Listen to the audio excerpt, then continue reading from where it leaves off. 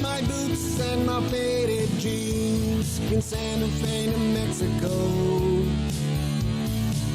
and swap them for a coat and tie and someplace else to go.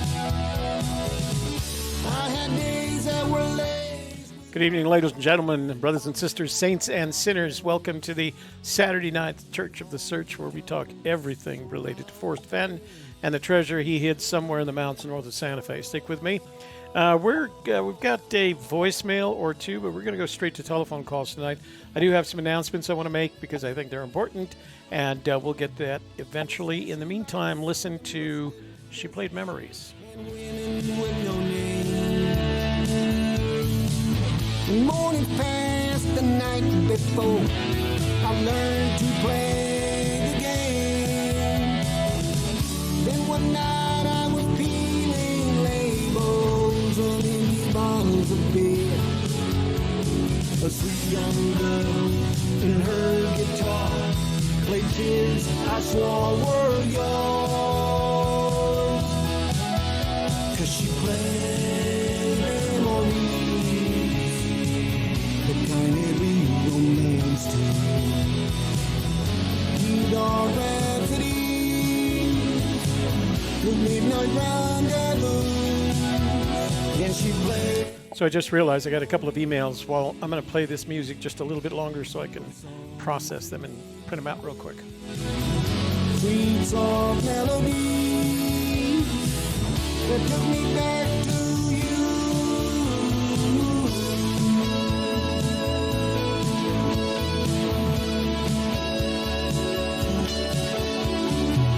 You stripped me bare and read my heart like it was an open book. I tried to lie as always, but her voice is all it took to bring back Sunday morning rides and sunsets by the stream and old grass beds we made love in and dreamed our silly dreams.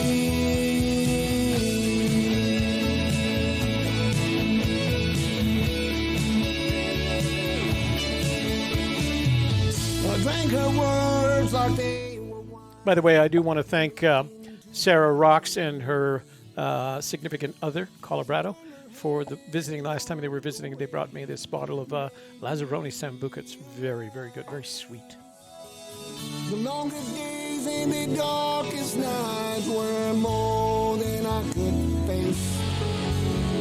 The only thing that I could do would leave that lonesome place. 'Cause she played memories, the kind that we romance to. The dark rhapsody,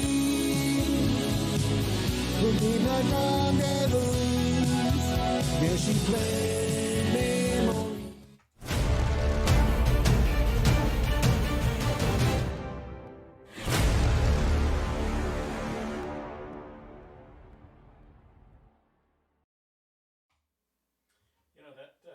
That song always brings back a bunch of pleasant memories for me. I hope that one day it'll bring back a bunch of pleasant memories for you. Hey, the magical treasure princess Sally Carney is in the room. Hola, peeps, she says, and a gypsy's kiss. And follow her lead if you want me to notice your comment on in the chat room. Make sure you precede your question, not necessarily your comment, but your question with an @ sign, gypsy's kiss, in just the same way that she has done that, and the way that Sarah has done that. You need to update the date in the crawl. Wow, I thought I did that. Okay, well, let me just change that real quick. So bear with me while I update the date in the crawl up there. That would be Saturday. We'll do that. What is today? Today is the 14th. I thought I had done that. I never. Oh, gosh, that's what happened. There we go. Thank you for that, MTP. Appreciate it. All right, so I want to cover a bunch of things, but first, of course... Housekeeping, you want towel? Of course, you want towels. Towels are muy importante. Make sure that before you leave tonight, you like our video. YouTube likes it when you like our video. Sarah Rocks and the Magical Treasure Princess like it when you like our video. Share it with your family, your friends, your neighbors, your business associates, and the entirety of your network so that we can grow this dadgum channel. And finally, if you are not already a subscriber, please take this opportunity to subscribe. And when you see that notifications bell, ring the notifications bell. That way, every time we start a live stream, you'll be immediately informed and a member of the Army Security Agency. Okay, but I do have a couple of other announcements that I want to make. So I want to say hi to everyone, and I'll get to that eventually. If you want to really reach out to me, the email can wait until Wednesday. You can send a text message right now to 202-815-1171. It'll pop up right in front of me, and we'll read those in just a little bit. If you want to leave a voicemail at that number, you're welcome to do that as well. Later on, after I've gone through some of our stuff here, I'll open up the phone lines. Hey, K-Pro. I'll open up the phone lines, and then we'll start taking calls at that same number, 202-815-1171. So thank you for putting attention, you fellows.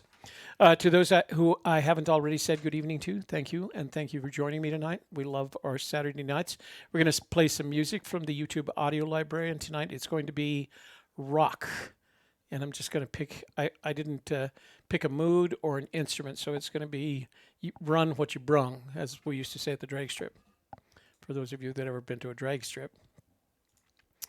But I do want to do a couple of other things first, because this too is muy importante. Let me do a screenshot here. And the first thing that I want to do is I want to announce that we have launched another channel.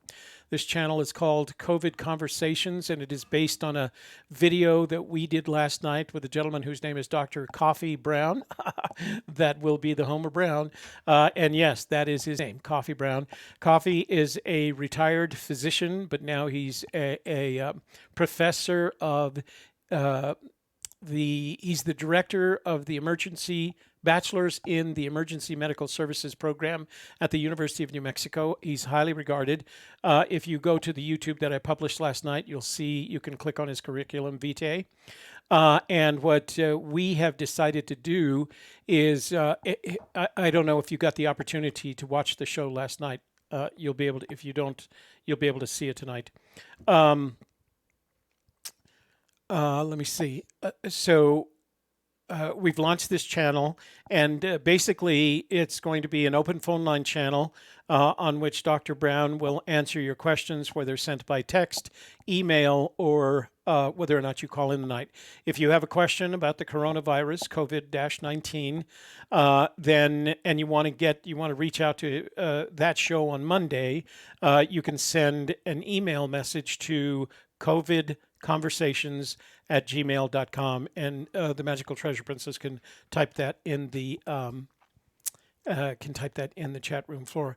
But we will be, you can find the channel here at youtube.com/c/COVID Conversations. And you'll see a bunch of information. This was the Video Tarot channel, and basically what you see on Video Tarot is 10 years worth of Shelley and I working together on different projects. But we've decided that this is more important than anything else that's on there. So I uploaded the video from last night. You'll be able to see it, and there were some, glitches because he was new to the process, and he would pump through his slides, and every time he'd do that, he'd do it without me knowing he was going to do that. So it would just start flipping the screen back and forth because the OBS didn't know what to do with it. But we'll fix those all out. And again, Monday night, 7 o'clock Mountain Daylight Time, we'll have our second episode of COVID Conversations with Dr. Coffee Brown. So I hope you tune in to see that, and you can watch our last video, about an hour and a half worth of Q&A that came from me and from people that were in the Facebook. We were streaming to Facebook, to their channel, because they don't have a YouTube channel, and fortunately OBS actually saves a video recording of your live stream, so we were able to upload that. I have their permission to upload that to this new channel, COVID Conversation. So In the meantime, if you do have questions about the COVID-19 virus or the coronavirus and how it's spreading and what impact it may have on you, please make sure that you go to the World Health Organization page on the virus, or as an alternative, and maybe both, go to the Center for Disease Control, the United States Center for Disease Control and Prevention page for COVID-19. I have posted those links in the description box below. If you're going to take advice on this virus, take it from a professional. Don't take it from me. Don't take it from anybody else who isn't a professional. And that's why he's a doctor. He knows what he's talking about. He's researching this area on behalf of the UNM Medical Center right now. I am not, by any stretch of the imagination, knowledgeable enough to do my own show on this, and that's what I invited him on for. But I am very good at interviewing experts, and so I'll do my best to get the information that we need out of him. And like I said, if you have a question, you can text it to the 202 number. You can send an email to covidconversations@gmail.com, or you can call in the night of the show and have a direct conversation with him about your concerns. And he is a practicing, as I said, medical professional and an expert in this area. So I feel comfortable that we've done the right thing and inviting him to join us on this show. All right. And by the way, for those of you who are worried about YouTube's behaviors in this area, at most what they're doing is they're preventing you from monetizing your videos if you can monetize them. This channel is not, COVID Conversations Video Tarot is not monetized, so we don't have to worry about it.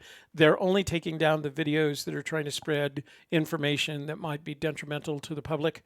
Because that's against their terms of service. There's a specific line in their terms of service, but they seem to be leaving you alone if you're trying to help out this situation by giving doctors airtime. And the reason I found that out is right after I uploaded that video, I opened it to make sure it was correct. And if you look underneath the video, and I'll go back to it right here, I'm going to open up the video. And you'll see that what YouTube has done is they've put the CDC link. Oh, let me turn that down for you guys. Good evening. They've put the CDC link right below the video, which is kind of their seal of approval in this case. So we're doing what we think is the right thing to do, and we're happy to do it. All right? So you don't want to see our analytics. There's our audio library. I'm going to go back to full screen. And let's... while we're getting set up to take phone calls and check out my my comments and my voicemails, let's play some musica. This is called The DeLong Incident by Craig MacArthur. Let's see what it sounds like.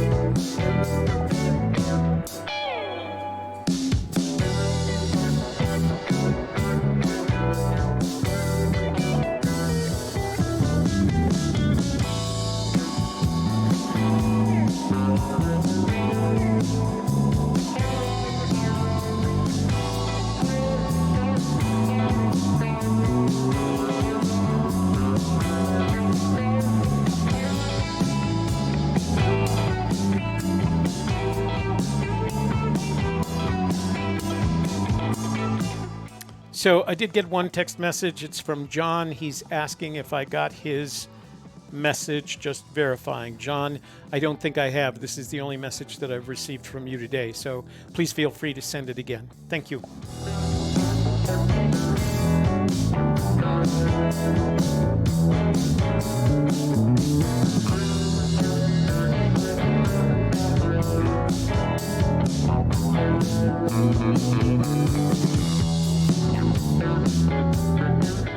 Kind of a funky sound to it, doesn't it? Very danceable.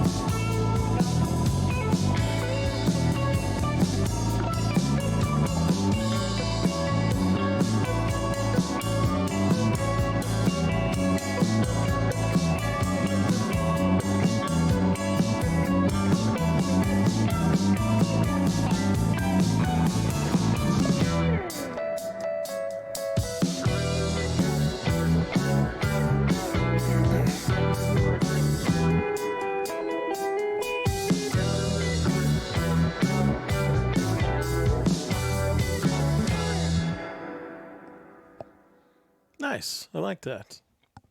So I've got two voicemails, one from Candy and one from Georgia. I know the one from Georgia, and Candy's voice is very calming. So let's listen to that one first and see what she has to say.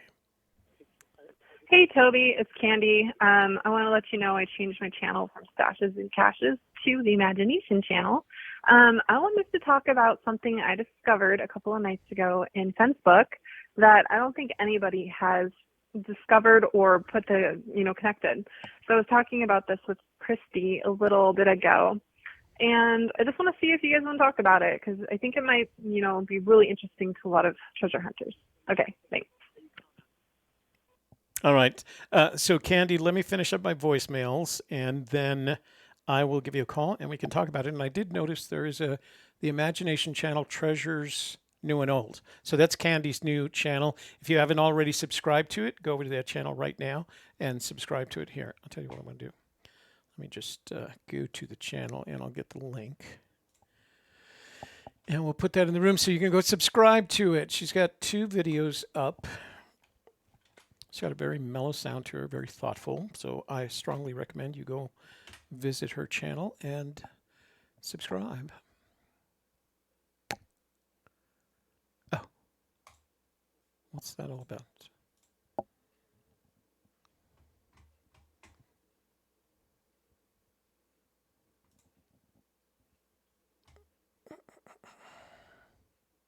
Okay. Just a couple of comments. All right, so this other voicemail is from St. Mary's, Georgia. Oops. Looks like he put his phone number in there again. All right, let's listen to this.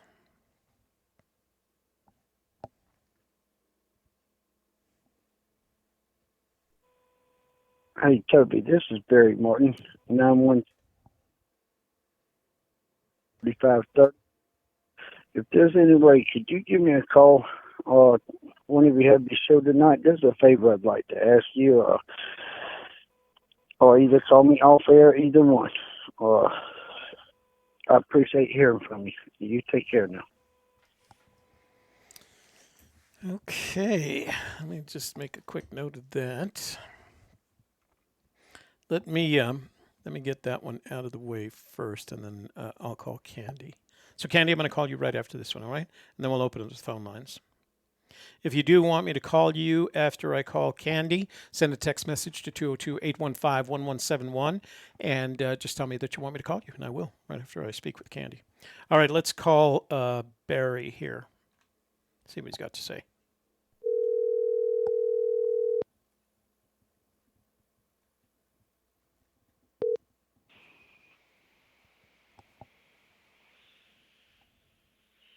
Hello. Hello. Hello. Hey, Barry, it's Toby with Gypsy's Kiss. Toby, how you doing tonight? Very good, thank you. You're on the air. What do you got to say?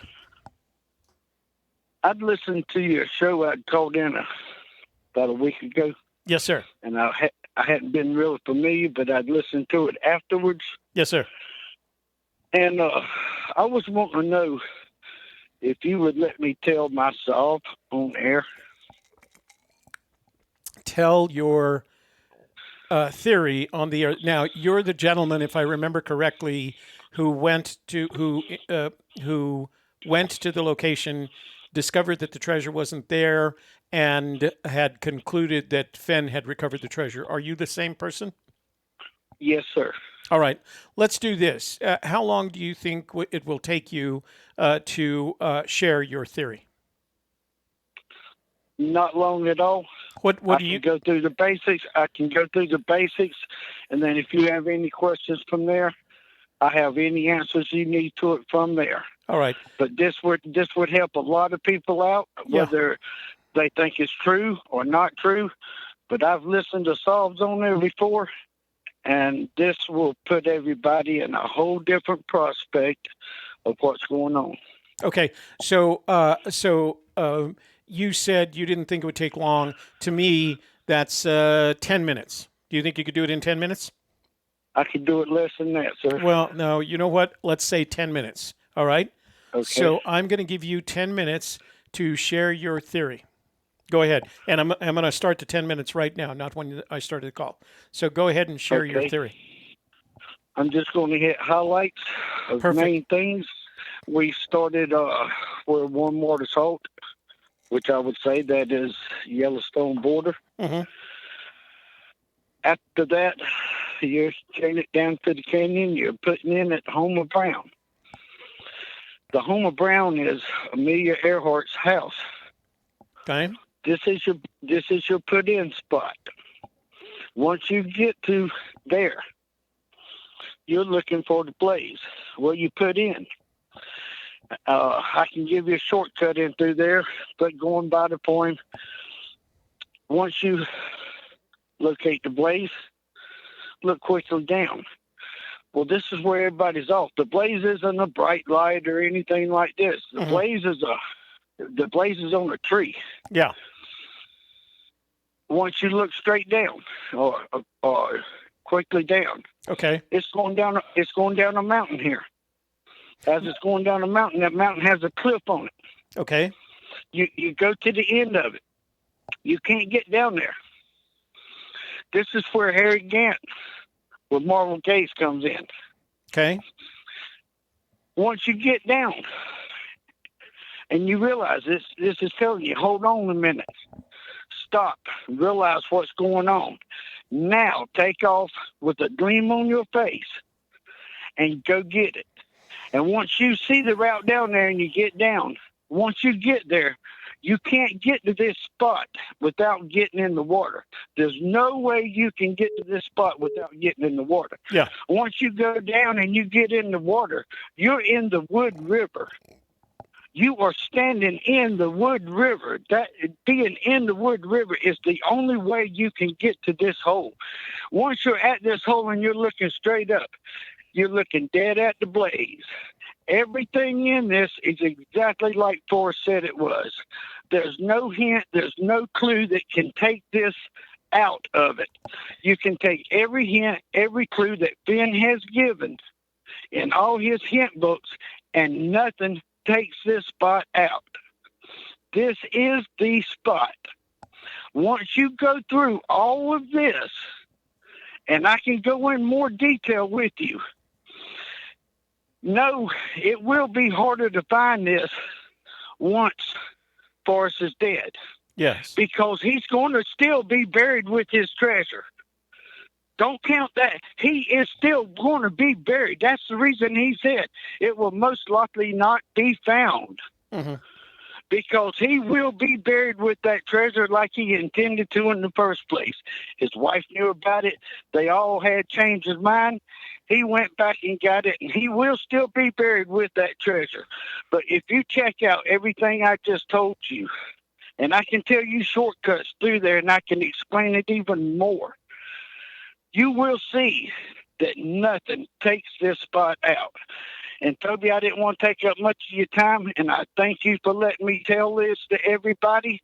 But if you have any question about this, I will answer it. I've been in this since 2014.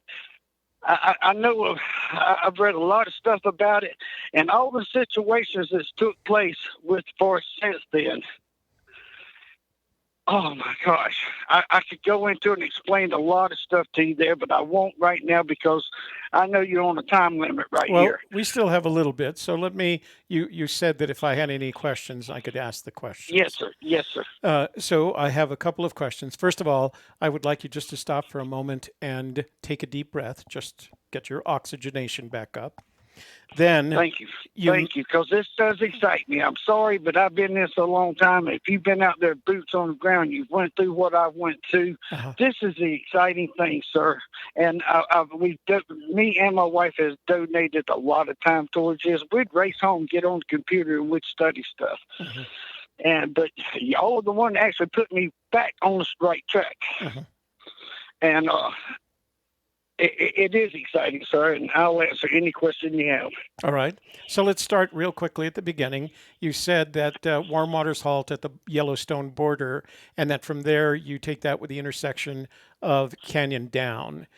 Which canyon were you taking down? No particular canyon at all. This is just going down towards Cody. Oh, down towards Cody. All right. Yes, sir. All right. And this is in an old gold mine. It was in an old gold mine. It's in Kerwin, Wyoming. Oh, you know what? Kerwin, Wyoming. It's in an old gold mine. Mm-hmm. I'm very familiar with Kerwin. That's where I bought whiskey there. I bought some Wyoming whiskey. This is where Amelia Earhart's house was being built when she went to take off to fly around the world. Yeah. She never made it back, so they quit building on it. But there's still parts of it there. It's still there. People still go and visit it. All right. And this is the home of the Brown. All right. And you mentioned, I think you said, and correct me if I'm wrong, I thought you used the name Harry Gant. Yes, Harry Grant with Marvel Gaze. Harry, are you saying Harry Grant or Gant? No, Gant. Harry Gant with Marvel Gaze. Who is Harry Gant? Right there in the point. It ain't no Harry Gant. It's a phrase in there. That means to hold on, but not very long, and take off. Then go. Well, Marvel Gaze is with a glaze on your face. So the phrase in the poem is Tarry Scant. How are you getting Harry Gant out of that? I'm not at the point right now, sir. Okay. So that's just. I'm not reading anything. I'm out here in my driveway. Okay, so I'm not looking at the poem. Yes, sir. I'm talking about what the poem has in it. This is what it means. All right. It's Tarry Scant. So that's just a mistake of memory. Scant. Right. Tarry Scant. Okay. Yes, sir. And you said with Marvel Gaze, Tarry Scant means to hold on a little bit. Right. And then take off. Got it. Then leave. Got it. With Marvel Gaze. And I went through this. I had to stop, and I had to look. And I had it. Yeah. And then when you take off, you got to realize, look out. But the whole time you're going down there, you're so excited. Yeah. Because you know that you're on your way. Okay. So one other thing. You mentioned the blaze, but you kind of ran through that really quickly. What is your interpretation of the blaze? The blaze is ingrown knot in a tree. Oh, I see. It's a naturally grown knot that grows inward to where the bark doesn't grow on the outside. Got it. It's an old Indian term, the blaze. We knew this when we was kids. Right. A knot on a tree, what's that called? That's a blaze. Yeah. Okay. Well, this is the blaze he's talking about, and it's right. Look quickly down, and it's right at the hole. I have a video that shows you it's directly up from it, and I'm standing in the Wood River. All right. Well, you've and even on the high waters. Yeah. Well, there's two different ways he can go in there. This water level changes from morning to afternoon tremendously. It can be 2 foot of it when you go in there of a morning, and of an evening time, that thing can be 4 to 5 foot high. Not only that, he can be caught talking about that kind of water, or this is high altitude water. Yeah. And everybody's wondering, why did he put the altitude at 10,200 feet? That's because it's right over 10,000 feet where I'm at. It's not 10, it's right over. He had to put in that extra 200 feet to cover that area. Yeah. All right. And look it up on the thing where Kerwin is. I believe you. So let's focus in a little bit. You've still got 1 minute left. You've got 1 minute to tell the viewers what you think they should do next. Have fun. I'm 99.9% sure that this is it. You'll still have fun looking. But I did figure this out. There's no doubt in my mind I did. Look for another treasure or continue this and say I'm crazy. And, I heard some people saying the other day, what's wrong with them kind of people? Yeah. There ain't nothing wrong with me, dude. I own my own business and everything. Yeah. There's nothing wrong with me. I wasn't in this to get rich or anything like that. I'm a poor bricklayer. I wasn't in this to get rich at all. I done emailed him and told him that if I find it, I'm bringing it back to him. Yeah. All I wanted was one day to sit down with him and talk to him. I've got emails that proves that years ago. And to this trip, I wasn't into it for the treasure. All right. I was going to take it back to him. That was his personal stuff he wanted to be buried with. I couldn't keep it. Right. If it was just $1 million in gold, yeah, I could. But if he'd put it in a museum and then put my name on it, that's all I wanted. Hey, this man found it. My name is in the museum the rest of my life. Right. That's all I wanted. But this is the whole Toby, and I appreciate you listening. I respect your show. I hope this helps some of your listeners out. I don't want to disappoint your show, Forrest, or anything, but I'm telling you, Forrest's going to be buried with this treasure. He's still going to be buried with it. God bless him. I think he's a good man, but he had a change of heart. No, he didn't. I don't like the word lie. Yeah. I don't like that word because if that's the case, he said nobody else knows about it and his wife knows about it. So that's a lie. No, I don't like that lie word. All right. He misled people, but he's got a good thing going on, but appreciate it, Toby. My pleasure. You have a good evening. Thank you very much for calling. This is the closure I wanted for. Right. This was the closure I wanted. All right. Well, thank you. Right, thank you, sir. You have a good evening. All right, bye. Bye-bye. All right, bye. William with Super Chat. Thank you very much, William. And for those of you who are not aware, if you look down at the bottom of your chat screen, there is a stylized but grayed out $. If you'd like to contribute to this wonderful little project of ours, click on the $, and YouTube, the Grand Master YouTube, will walk you through contributing a Super Chat. So let's call Candy, because that will calm me down. That can bring me back down to... So Candy's right there. Let's call it Candy. Hey, Toby. It's Candy. Oh, wait, I want to let you know I changed my channel from Stashes. Let's call her. Ba, ba, ba, boom.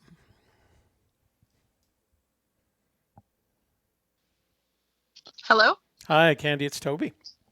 Hey, Toby. How are you? I'm going to be better as soon as you just talk for a little while. I'll be fine. I mean, you got to give that guy credit for his passion. I was listening in. And you know what? His passion, I've spoken to him 3 or 4 times now, and his passion does not change. So he believes what he's saying. So well, let me give the whole point of it. Let me give 3D Bronze a ka-ching right here. Hey, that's our friend 3D Bronze from 3dbronze.com, our favorite 3D bronze maker. And he hit with a $1.99 Super Chat. Okay. So the stage is yours now. Okay, so well, a couple of nights ago, I was going through, Fenn's memoir, The Thrill of the Chase, and things started to click for me in regards to why he created his memoir, why he chose the double omega symbols, and a little something that people haven't connected with or figured out yet. I was just on the phone with K-Pro right before we jumped on your channel, and I was telling her about it. And even she was saying that no one's ever brought this up or talked about it. So I figured I could call in and see your thoughts about it and see if this would help anyone else. I don't think it's going to be much about the solve per se.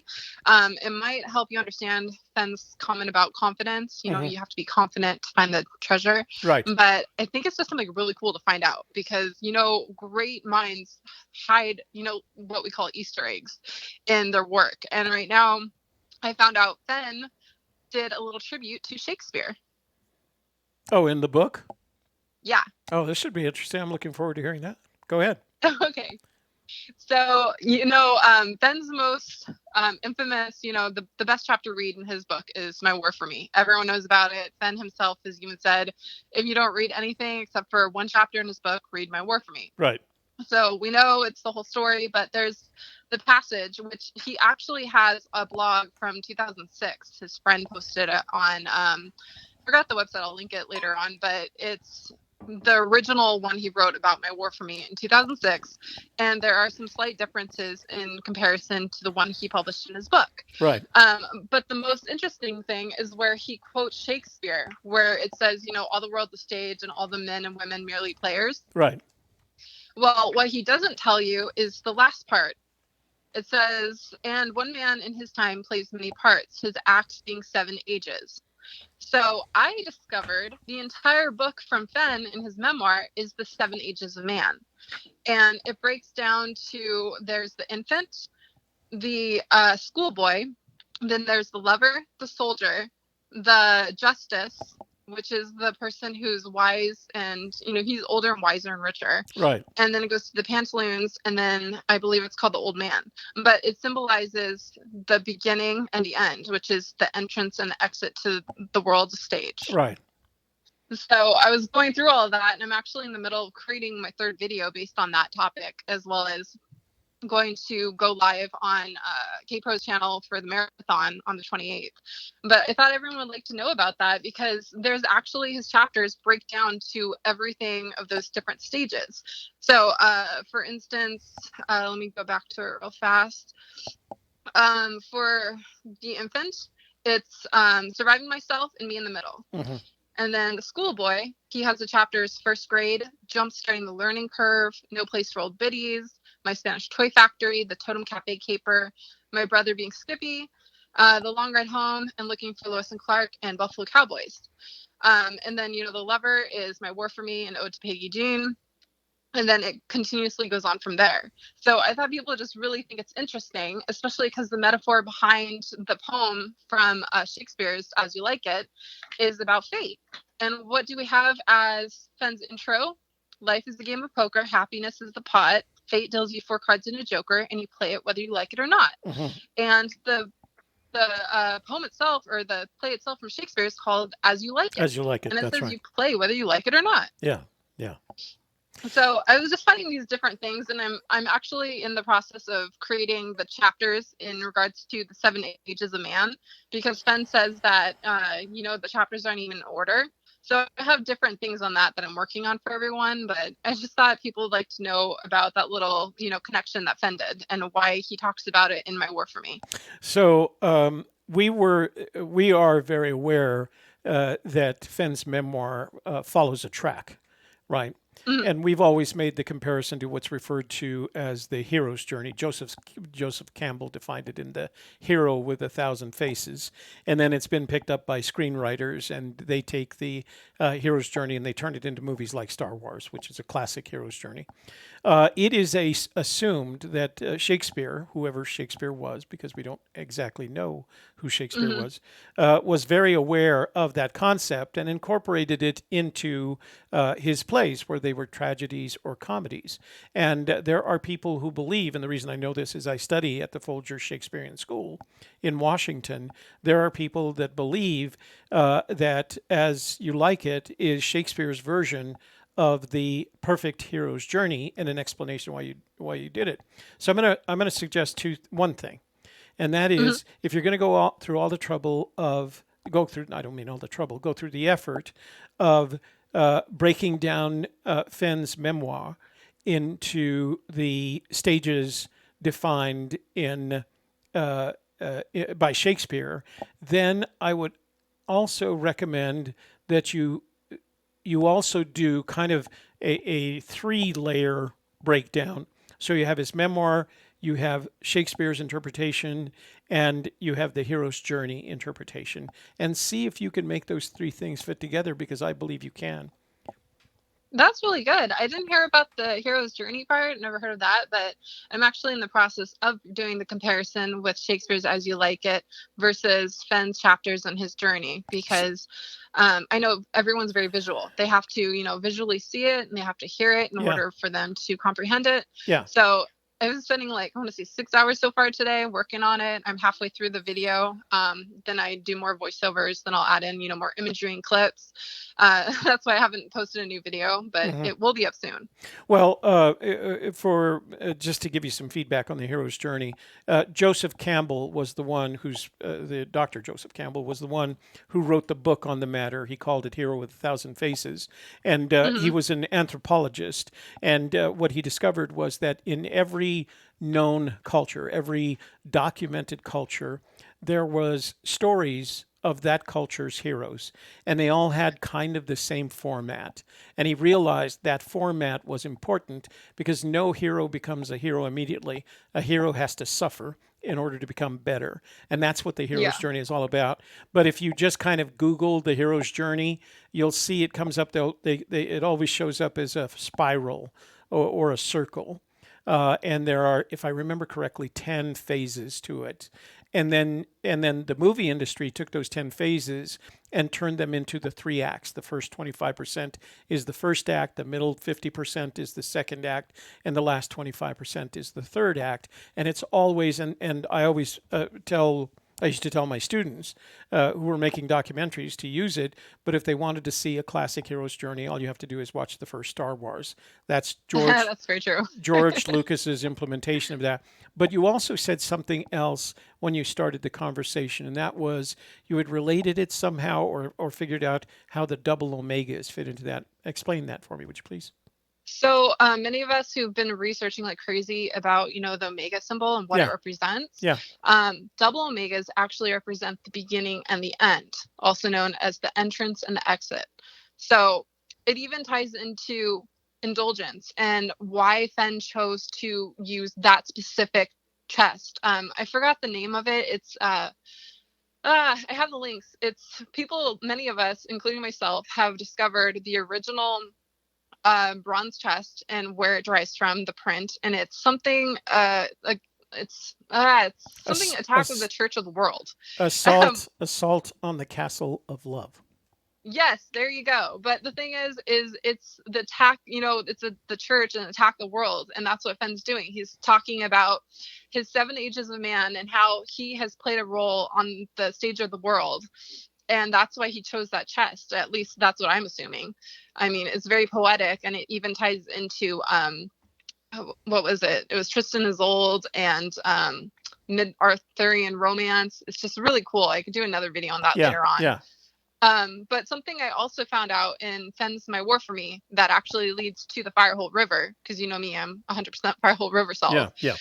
He talks about how Longfellow quoted, "Lives of great men all remind us we can make our lives sublime, and departing leave behind us footprints in the sand of time."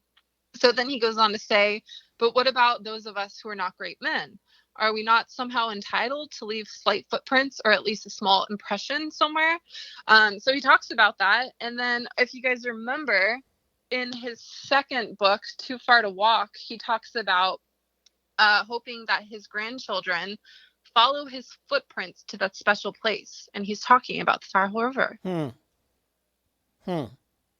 So that's just another little thing that I caught on that is 100%, Firehole River. But another thing I realized, because I've been working on, myself for 5+ years, is that I think I finally officially broke down where warm waters halt, and it all breaks down into physics. You mean physics as in the laws of physics? Yep. So you believe that it's temperature, related to temperature? Yes. So you know how, and I believe it's Brownian motion, where as you look at microbes under a microscope, it looks like they're shaking. That's the Brownian motion. Yes. Yeah. So in warm water, the warmer the water is, the faster the molecules will move. Right. Therefore, the oxygen can escape from the water. And that means that the brown trout, have no oxygen. They can't breathe, so they suffocate. And there's an article online from 2007, I believe, called Warm Waters, Warm Water something Deadly Trout, or Death of Deadly Yellowstone Trout. Mm-hmm. Anyways, the colder the water gets, the slower it moves. Right. So we all know the definition for the word halt is a temporary suspension of movement. Mm-hmm. And that is what happens with the molecules when the water turns cold. It starts to slow down. It gets denser and it holds creates more oxygen. That's why Yeah, trout can survive in cold water, but not in warm water.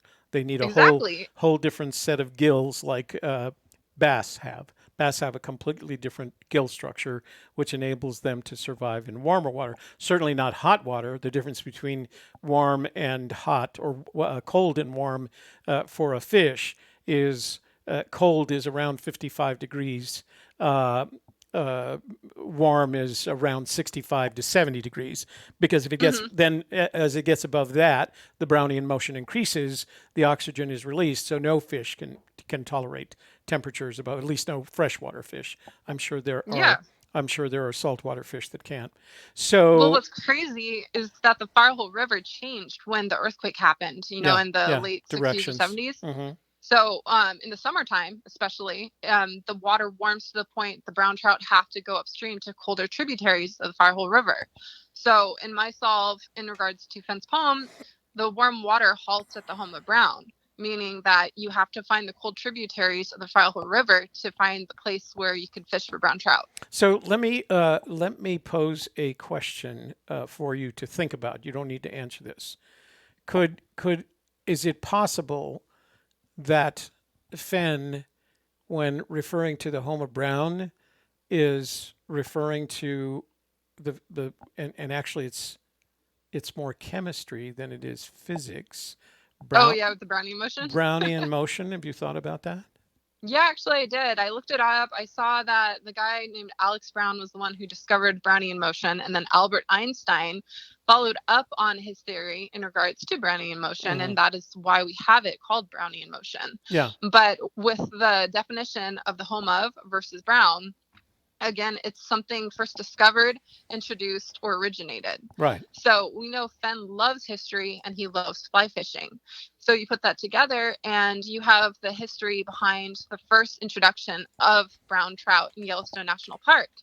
And that, varies from Nez Perce Creek, which I have documentation of. This was the very first creek we had the Von Bear brown trout introduced. But then there's also the home of. Many people think the home of brown could be Hepkin Lake. I know lots of people, even I had that for a theory for a while. But the thing with his poem is you have to first take the warm waters and you have to follow it down the canyon. So there's only a certain part where the canyon for the Firehole River has the tributaries, and one of them is Sentinel Creek.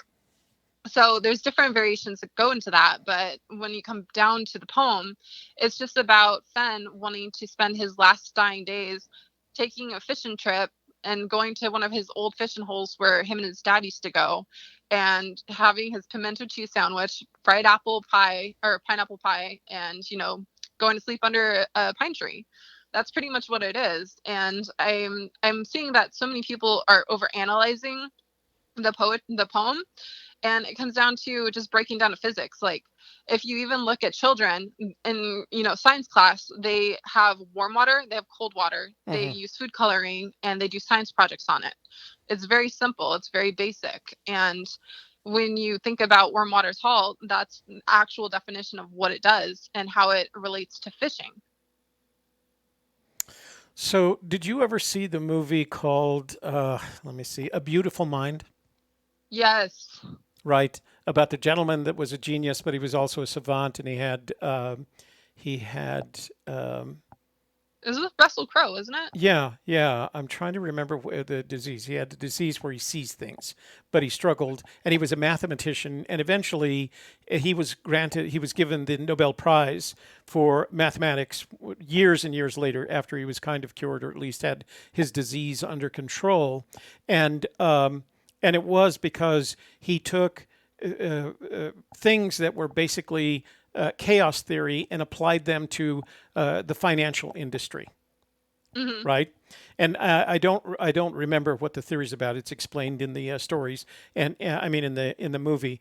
But there was a bunch of work done in the late 80s and early 90s, taking the Brownian motion, converting it into a really long and complicated formula, and applying it to different areas. So, for example, they would take the formula and apply it to the financial industry for the unexplained motion of finances. And they found that it applied, that there were a lot of times where you could apply that theory and it explained the behavior of the economy or the movement of finances. Anyway, the point I wanted to make is that if you take your thoughts about Brownian motion and expand them out of, say, in your case, chemistry, and look at it from other angles, there might be something there. Just a thought. No, I definitely like that. I mean, I've been doing a lot of research. I mean, I have one theory where we have the, quote from Fenn where someone asked him what direction the blaze faced. And they were like, does it face north, south, east, or west? And Fenn said, I don't think it's any of those directions. Right. So I went on Facebook the other day and was asking the treasure hunting community, well, what direction does a river face? And everyone was like saying different things, but the majority were saying is that a river faces up, which isn't north, south, east, or west at all. And my theory is that the blaze itself is it, which is the Firehole River. And again, the Firehole River faces upwards. And then not to mention when you break down the definition of the word blaze, Ben himself has said a blaze can be a mark on a horse, it can be a mark on a tree or rock. He said it can be fire. And what was the word, the name of the Firehole River? Chappers named it the Firehole River because it looked like it was on fire. Because of the effect of the steam. Yeah. And so if you take the word it in the poem and you replace it with the blaze or the Firehole River, it gives you the exact location to stop where Warm Waters halts. And you have directions on where to go down the canyon and which creek to stop at to do fishing. Right. So Shelley reminded me he had paranoid schizophrenia. He had he had the three friends that followed him through life. He thought one was an FBI agent, one was just his best friend, and then there was the little girl, and they didn't actually ever exist. That's why you have to do it. But I want to add something. I just want to make a comment on something you said, and that was the question. The woman asked the question, talking about the blaze, did it face north, east, south, or west? And he said, I don't think it was any of those. And the reason he could answer that comfortably is because there are 360 directions in the compass. There are 360 vectors in the compass. And she gave him 4 of them, 0, 90, 180, and 270. So he never did answer her question. He just told her that it wasn't any of those. Well, what would you say if someone said a river faces 273 degrees? So I would have a hard time, and this is where the logical Toby said, I would have a hard time combining river with faces. I've never heard that term used. What direction does a river face? A river heads, flows. Yeah, I've never heard the two of those put together in the same sentence. Well, I did a lot of research on it, and many people and lots of articles talk about rivers facing up. They face up towards the sky. So they do face upwards.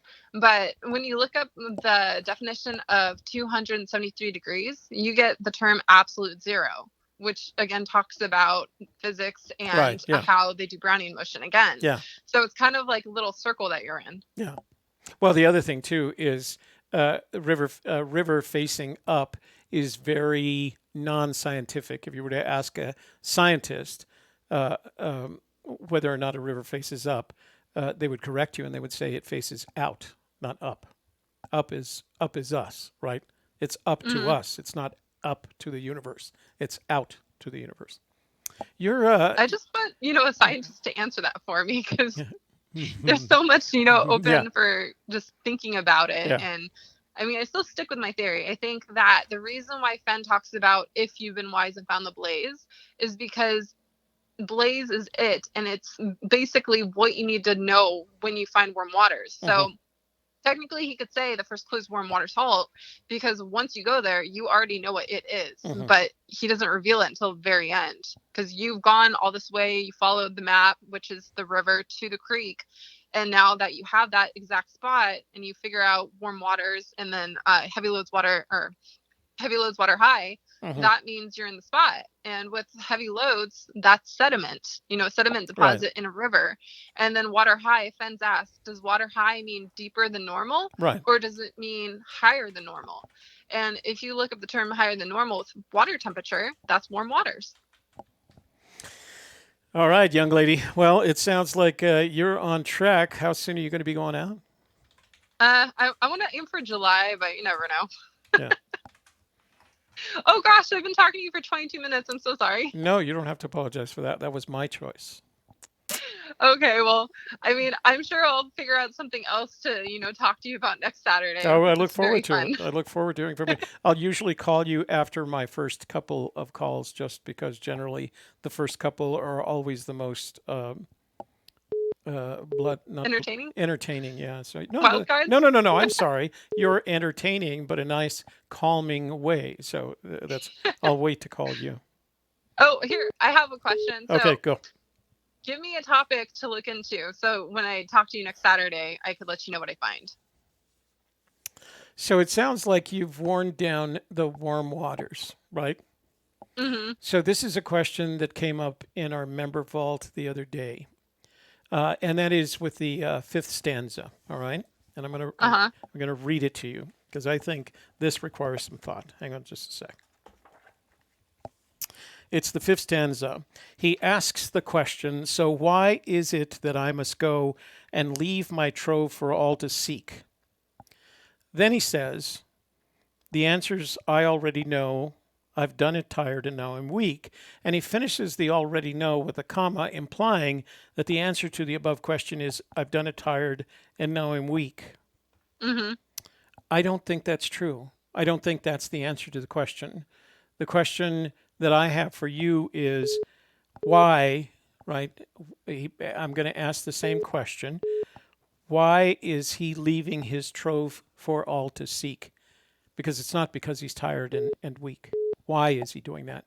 We don't have a clear answer to that question. I could actually answer that right now for you because I've done wait a minute. About that. Wait, hang on. Save that for next Saturday so that we can have a conversation. Otherwise, we have nothing to talk about. Okay. All right, I'll give you something else for next Saturday if you already have an answer to this one. Oh, you already did. I asked you which of the clues are metaphors and which are literal, and you say they're all literal. Is that right? Yes. All right. Well, we can't debate that. Well, we can debate it, but we'll save that for when you go on Christy's program. Okay. All right. I'll think of something for next week. You think of something for next week, and we'll just go at it. Okay. Thanks so much, Toby. All right. You have a good evening. You too. Bye-bye. Bye. All right.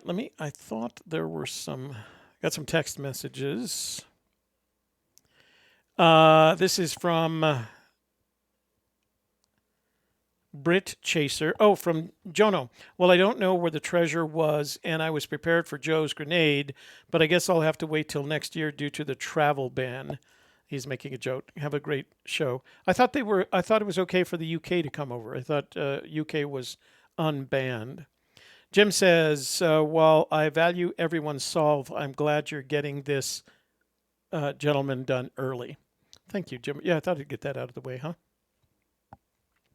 Good one. Let's see if we got any more voicemails real quick. If not, we'll just go. Oh, we got a lot of voicemails. Let's see what we got here. Little Rock, Arkansas. This is Roy Burton. I was calling in. I'm a subscriber, and I had a comment about Warm Waters Hall, and my number So, guys, if you're going to leave a voicemail, do me the favor and don't leave your phone number. It appears on my phone, so you don't have to actually leave it, and I can call you back. Let's call Roy back right now. Roy, here we come. Let's call Roy. He wants to talk about Warm Waters halting.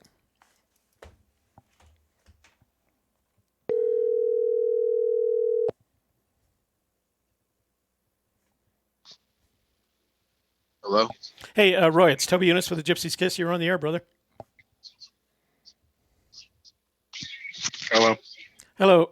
Roy, can you hear me? Yes. Okay. Yes. It's Toby from a Gypsy's Kiss. You're on the air. Really? Yeah. Okay. Um, if do you believe this had been found? I didn't find it. I had just a mere clue to talk about. So I'm not, going to solve the treasure thing. Nor do you have to. Nor do you don't. It's not a requirement if you call in that you have to share your theory. That's up to anyone who calls in. This is you can't curse. You can't talk about politics or religion. Well, I wouldn't do that. So all right, we're good. so go ahead then. I'm listening. Well, my only thoughts was about Colorado in general. I think that's where it would be found, based on Forrest Fenn. It said, and I'd like you to quoting because this is probably not a quote. This is how I heard it through one of the conversations I've listened to. Yeah, that there are thousands of places in the Rocky Mountains where warm water's hauled. Right. Blah blah blah. Yeah.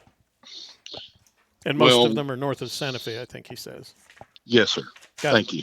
All right.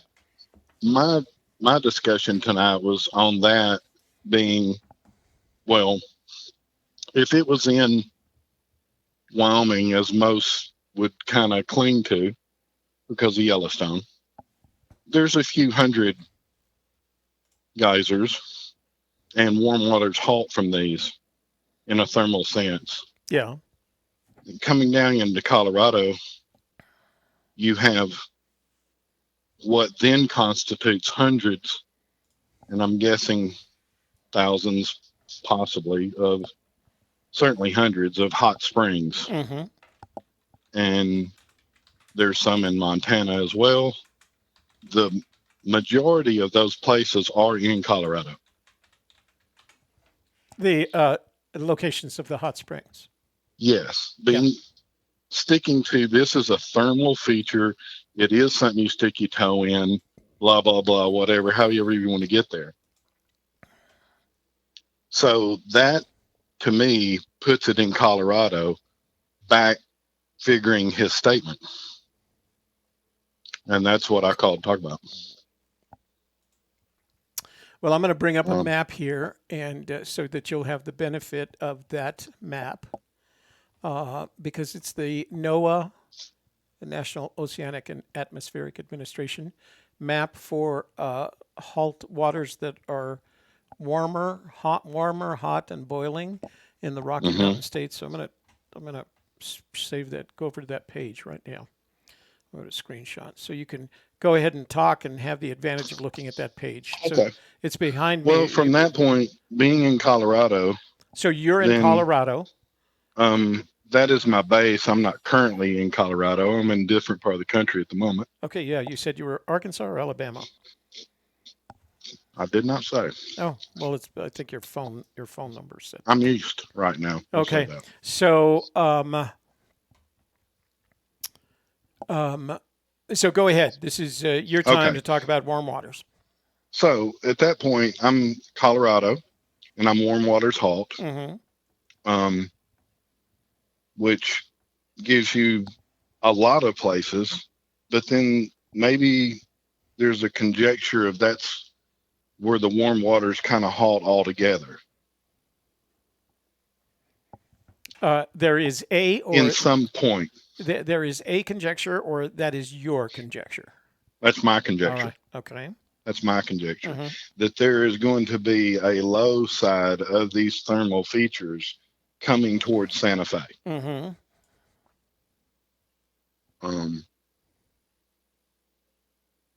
But acknowledging that because there's so many hot springs, then you're looking for, let's just get basically geographical, a canyon. So then I'm looking for a warm water to come down. It's going to halt because it hits cooler water. That cooler water goes into a canyon, and you follow it down. So is it necessarily a requirement that the hot water flows to cooler water, or just the hot water or warm water? In this case, it looks like the ones in Colorado. I'm seeing it as a basic warm water feature, whether it's just warm or hot. The temperature variance really, I don't think, is a point of searching. Yeah, that's what I'm trying to agree with you with. Right, agree with you on. That is, So it's irrelevant whether it's cold, have, warm, or hot. It's going to go the canyon down because that's what water does. And I'm not going to throw my whole solve in, right? Because if somebody's claiming they're saying, I can't say they haven't. Yeah, I just haven't been to my solve because I'm just waiting for the weather to go to my solve. Yeah. So I'm not claiming to be anything. This is just my logic. Okay, go ahead. So at this point, in warm water's halt, then in the easiest jump from there is the canyon. Mm-hmm. So there's going to be thermal features in Colorado, and below these thermal features, there will be a canyon. Okay. And within a 10-mile radius, just throwing in too far to walk. And certainly, in my opinion, with 20 pounds on my back, being in shape as I am and a hiker, yeah. On top of what I'd carry anyway is what I call my 10 essentials. Yeah. Then, and I started a group called National Backpackers Day, July 17th. It is a holiday that different Colorado businesses donate things of hiking, and we give them away at or near the July 17th date. And I've been backpacking for a long time, so this is how I'm going to, try to find this is my logic of finding the location. Right. But you're focused on the warm waters in Colorado, independent of whether or not they flow down a canyon. Yes. Yeah. Okay. And so now I have a place in my mind where I know I've been, where there were thermal feature waters. They went to colder waters. These colder waters went immediately to a canyon of kind of awe-inspiring look. Yeah. And not far down is a bridge, and below the bridge is kind of a, we'll call it a camping area. And below that, above the cliff above you, is an old house that is the color brown. I'm not trying to solve it. Right. I'm just saying where I found I want to go, these features exist. There's also brown trout in the stream, which technically is in mine a river. Yeah. And in this river, there are brown trout as well. I'm not trying to solve the B. I'm not trying to. I go here mainly because I know warm water's halt. I know there's a canyon. It is impressive. No place for the meek. And the way it fits is it's so steep off the roadway you're driving on alongside it that a lot of people is not even going to look over there that just don't like that type of visual impression. Yeah. Yeah. It's several hundred feet. It's straight down. The road's right there, very curvy. Right. So that's how I have it picked out where I want to go shortly. But, if the guy says he's found it, then it's, or, 3 people. I don't know. So we've 3 people.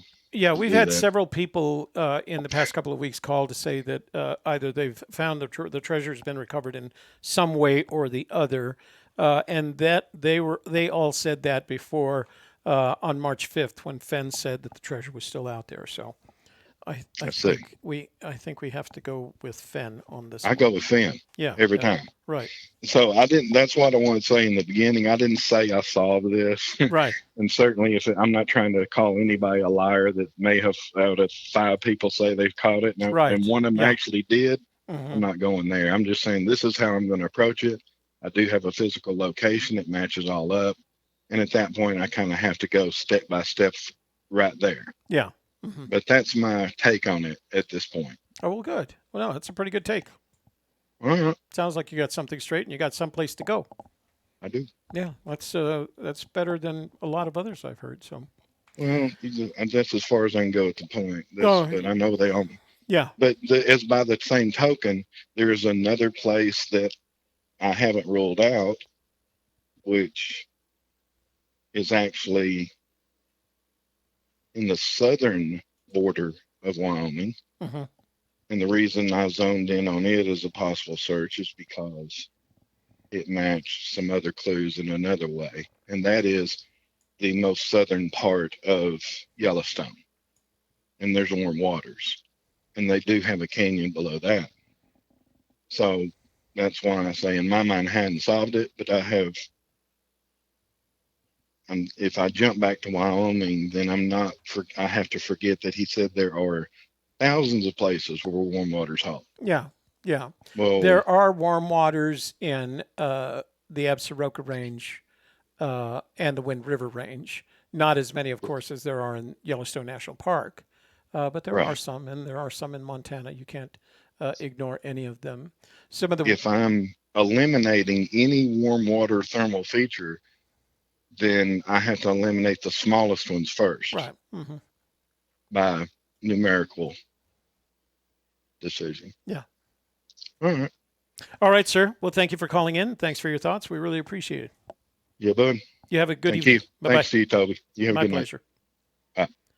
So before I go any further, I want to say thank you to Mel Rustad for sending us that nice little super chat. We appreciate it, Mel. Thank you.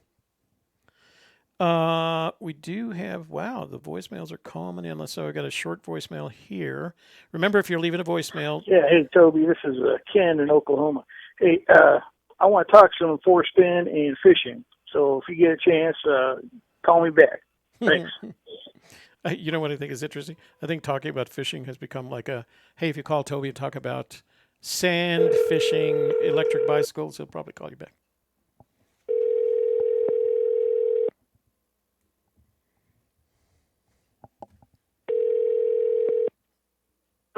Hey, Ken, it's Toby on AGK. You're on the air, brother. Okay. Hey, yeah, I wanted to talk about fishing. I figured you like to fish. It's almost spring, so let's talk fishing. All right, we can do that. All right. So what I'm looking for is to kind of have you fill in any knowledge you have about Forrest and where he was at in his, let's say, fishing career at about the time, when he was about 80 or so. Because I kind of believe that a lot of guys go through kind of a pattern in their fishing where, children, a lot of it's numbers. And then there's usually a large part of a person's life when they're big fish hunting. And then when you get older, I think you like pretty places, solitude, doesn't matter what the fish are like. Right. And so tell me what you know about Forrest and what kind of fishing he was still doing when he was reaching 79, 80. He was doing the same kind of fishing that most of us do when we get to be grandparents. You do the kind of fishing that you do with your grandchildren. So you're not looking for that moment of solitude on the Rio Grande at Pilar where it's just you and the river and whatever fly you've chosen and that trout that you're waiting to strike that fly. Right. The descriptions I've heard from him in later years sounds like the pleasure he got out of fishing was spending time with his grandchildren and teaching them how to fish. And it was fortunate that I may be a little off on the relationship here, but if I remember correctly, Shiloh's father, the old family, right? It would be Forrest's son-in-law, had property in Pecos along the Pecos River. So they had a big stretch of the Pecos going through their property. And if you remember correctly, and I think it's in Too Far to Walk, it's been a while since I've seen it, he talks about teaching one of his granddaughters. That granddaughter happens to be, I don't know, probably in her 20s by now. But when she was a child, or teaching her how to tie a fly onto a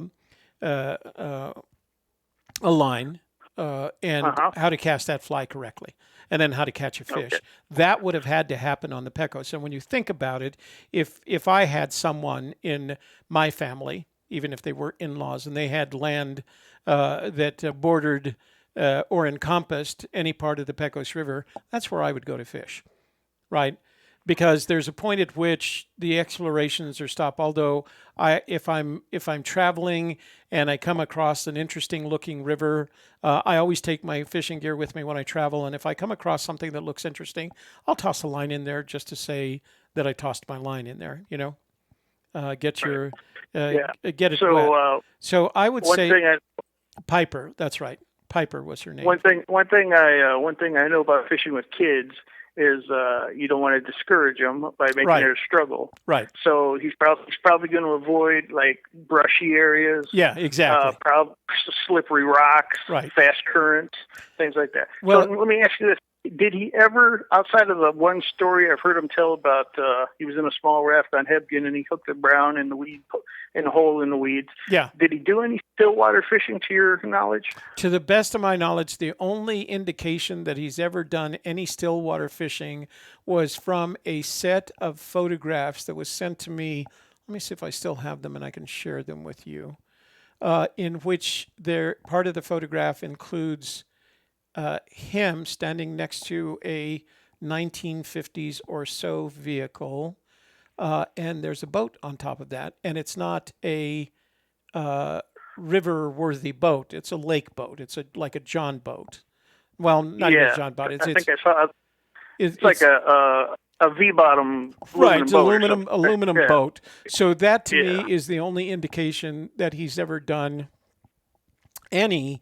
And there is one of the sketches that was just auctioned off. I think, yeah, it was the one auctioned off recently on eBay that belonged to Nelica.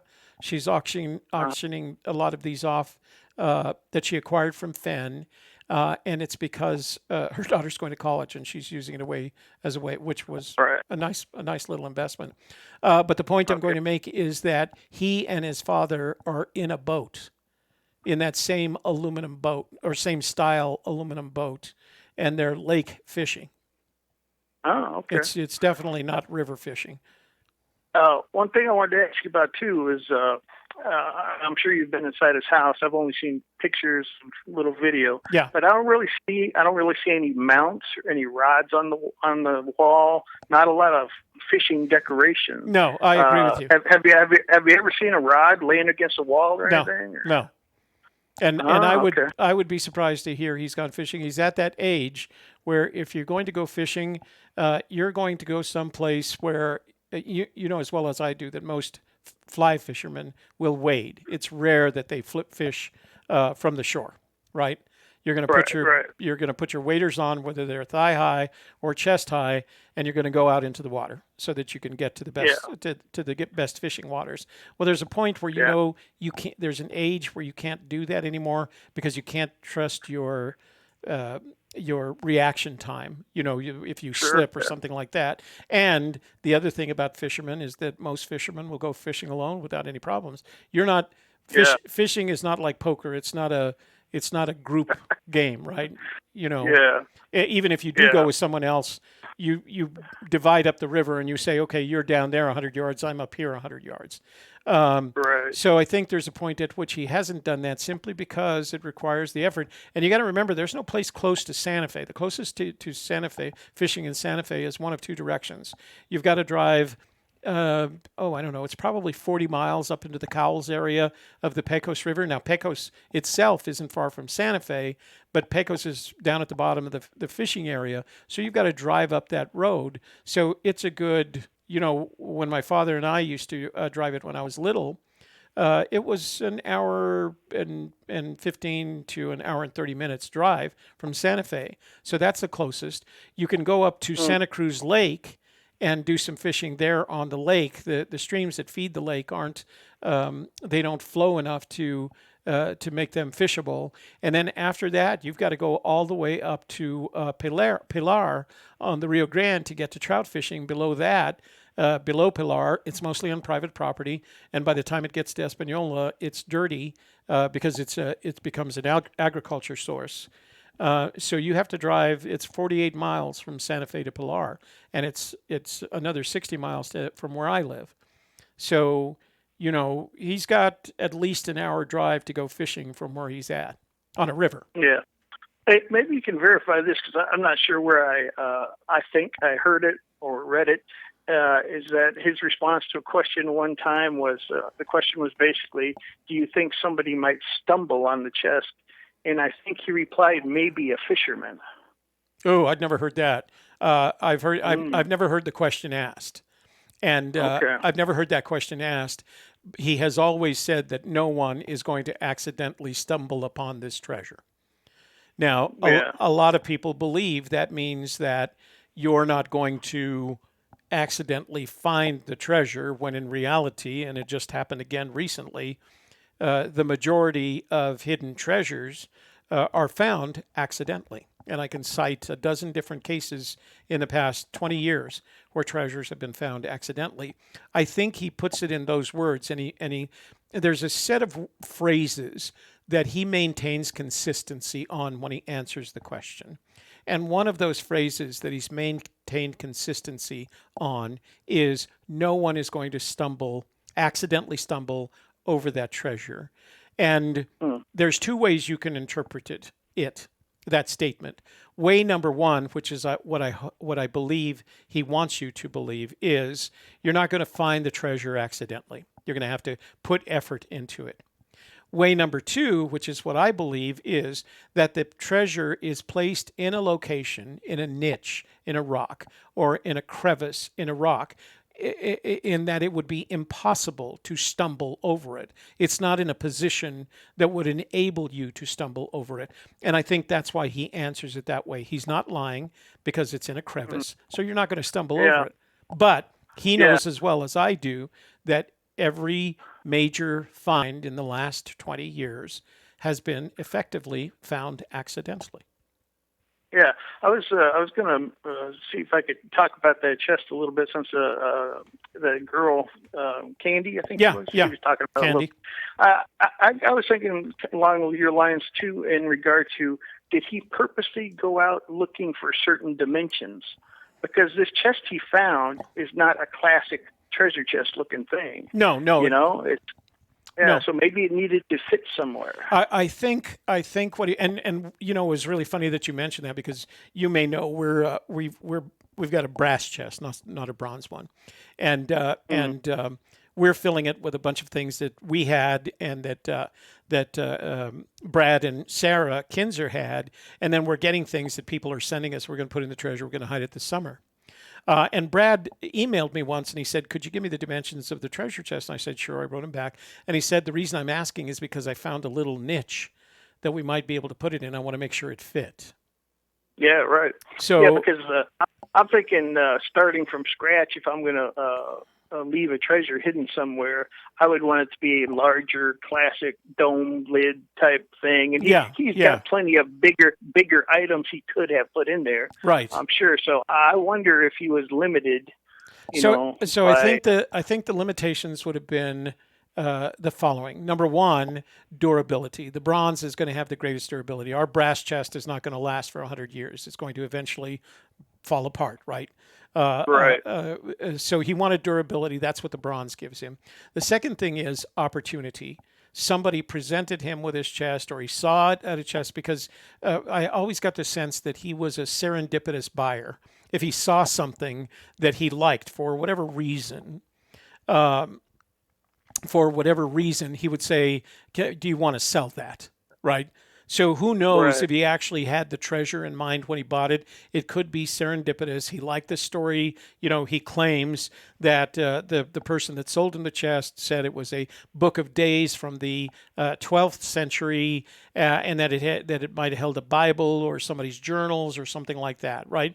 So it had a story with it, and I think the fact that it had a story with, and if you're familiar with the iconography that's been cast into the chest, it goes back to the Middle Ages and a scene that was very common in art form and in utilization, and that is assault on the Castle of Love. You can find, all you have to do is Google that and see all the times that that particular theme was used in art, and it was used in this chest.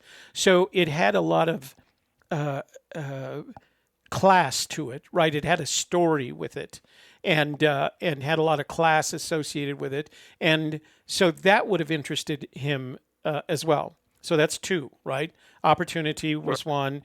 His storyline went with it. The third, I agree with you, could just as easily been size, because let's face it, he may, and I get debate on this all the time, because I believe that the only way he could have found his special place was he stumbled on it, right? Nobody goes looking for their special place until they find it. He was doing Right. something. He was doing something else. He was hiking. He was hunting. He was fishing. Whatever he was doing, and he found this place accidentally. That's the only way he could have found it. Nobody has intent. Or he saw it from an aircraft while he was flying over it and went back to kind of investigate it. Well, part of that investigation, probably not the first time that he did that, but sometime after that, is he got this idea. He's got his special place, because his special place, I don't think, was designed to be a treasure spot. His special place, right, it was not originally intended for that. His special place was special to him. He would share it with the people that he cared about, like Eric Sloan and his father, and maybe one day his grandchildren. So the special place was private to him without any intent, because the minute he placed that treasure in that special place, the moment, not even when it gets found, the moment he placed that treasure in that special place, it lost its value. I must be waving my arms too much. I just got 5,000 steps by waving my arm. It lost its value as a special place, right? Right. Because now it's just going to be trampled upon one day by us greedy treasure hunters as we pull the treasure out of the niche and find a way to monetize it as quickly as possible. So it is possible that it might be, but I think it is one of 3 up to 5 different reasons it was that chest. And it could very well be that one of them was the size in order to fit into a niche that he discovered. But I don't think that happened early on. I think he went back to the special place, looked at a possible hiding place for his treasure, not necessarily the chest, and then found a chest that would reasonably fit in that hiding place. Yeah, I'm more and more thinking that it might not have been historically special to him. Because here's something that I find kind of ironic or strange, is that if we're putting this all together correctly in regards to the 200 and 500 foot searcher and 2 trips from the car, and his original goal is to get people out in the mountains, but the reality is you're out of the car on like a 1/4 mile hike. Right. Yeah. In a 1/4 mile from a road, is he going to really treasure a spot that close to the road? I mean, that's the whole thing. When you think about those numbers, it can't be that far from people who have been within 500 feet. Lots of people have been within 500 feet of the location of the treasure. Well, how special can that be? I mean, other than the fact it might be off the beaten path. And once you're off the beaten path, you know as well as I do, it gets pretty wild pretty quick. And what I mean by wild is very natural. You know, it gets natural very quick. And so I don't know. I don't think it's so secluded, and he described that, I think, in the most recent interview with Christy. I think he used the word secluded. But secluded, again, you know as well as I do, I've been on the Cimarron where I've followed Clear Creek where it meets the Cimarron, and I've gone up 500 feet on Clear Creek, which is not a fishing river, right? It's just a feeding river, a river that feeds the Cimarron, or a stream, a creek that feeds the Cimarron, and it's secluded at that point. Right. Now, if I listen for he also has made the comment that it's in a place not a lot of people go, right? Yeah, and that's the other thing too. People go where interest draws them, right? Right. If there is no good reason to travel up Clear Creek on the Cimarron, you're going to stop. As a matter of fact, where the Clear Creek enters the Cimarron, you can see all kinds of human activity from rock. What do they call it? Cairn building right there on the river. And you can see where somebody has actually carved a log so that it feeds the stream. So you can see a lot of activity, but you walk, I don't know, 60 feet, 100 feet up that stream, and all of that is gone. Right. And if you walk another 400 feet, you're in a completely secluded area, no trails, but you can hear the cars driving by on the road below. Yeah, no, that would definitely be a turnoff there. Yeah. So wait a minute. Well, so I've got a question for you. One of the people, William in the room, says, please ask the caller what his thoughts are on why Forrest called the chest, quote, Tarzan, unquote. I'm sorry, one more time. He calls the chest what? Tarzan, like in Me Tarzan, you Jane. Oh, I have not heard that.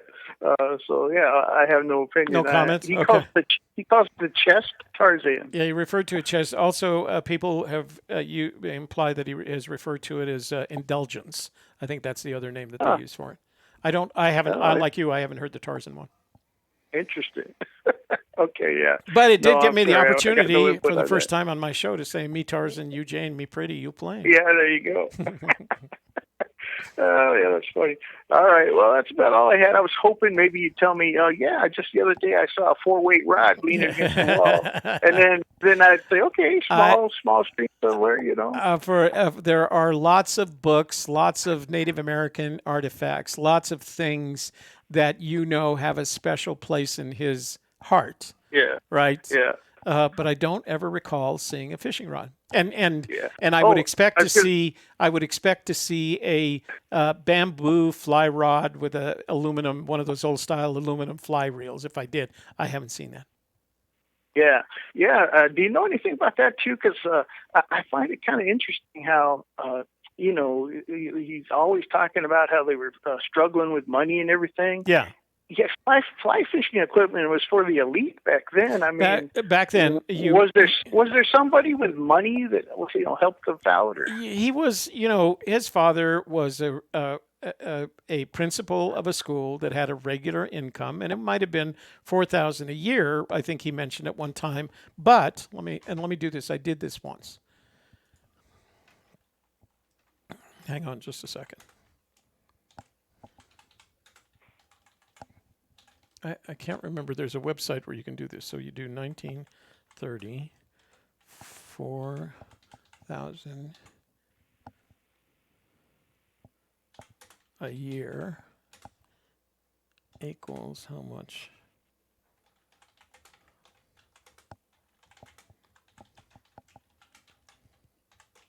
So I don't know if it'll do this. I did this once and I did it. 1934,000 a year. No, yeah, I just while you're doing that, just one thing I was going to say when you mentioned the Pecos several times. Yeah. Pecos came to my mind too in regard to his calling the spot umbilically connected. Yeah. Because that basically runs all the way into Texas. So that's correct. Yeah, and it does have a connection there. It disappears in Texas, right? It runs into. Right. Does it run into the land passes, or does it run into the Arkansas first? One or the other. Okay, so here, so he mentioned one time that his father made $4,000 a year, right? So in the inflation calculator, it says 4,000 in 1930 would be the equivalent of purchasing power of about 61,000, say 62,000 today. So 62,000 doesn't qualify as poor in the United States. That's middle class. That's middle class, basically. So they weren't, he describes his situation, his living arrangement, maybe even with a family. 61,000 gives you a good head start on what in their case, a family of 5. You're not going to be starving. You're not going to be out shooting mockingbirds or whatever the hell it was. I found that story so strange. Yeah. To me, that would almost be insulting his father to say that's what they did. Yeah. Because if they were up in Yellowstone all summer, where's the dried fish, venison, elk? Exactly. I thought that was really strange. Yeah, I think we all tell our lives. If I were to describe my childhood, there's a part of me that wants to. I talk about. Going down to the plaza in Santa Fe and shoe shining the boots of the Texans that were coming into the town, right?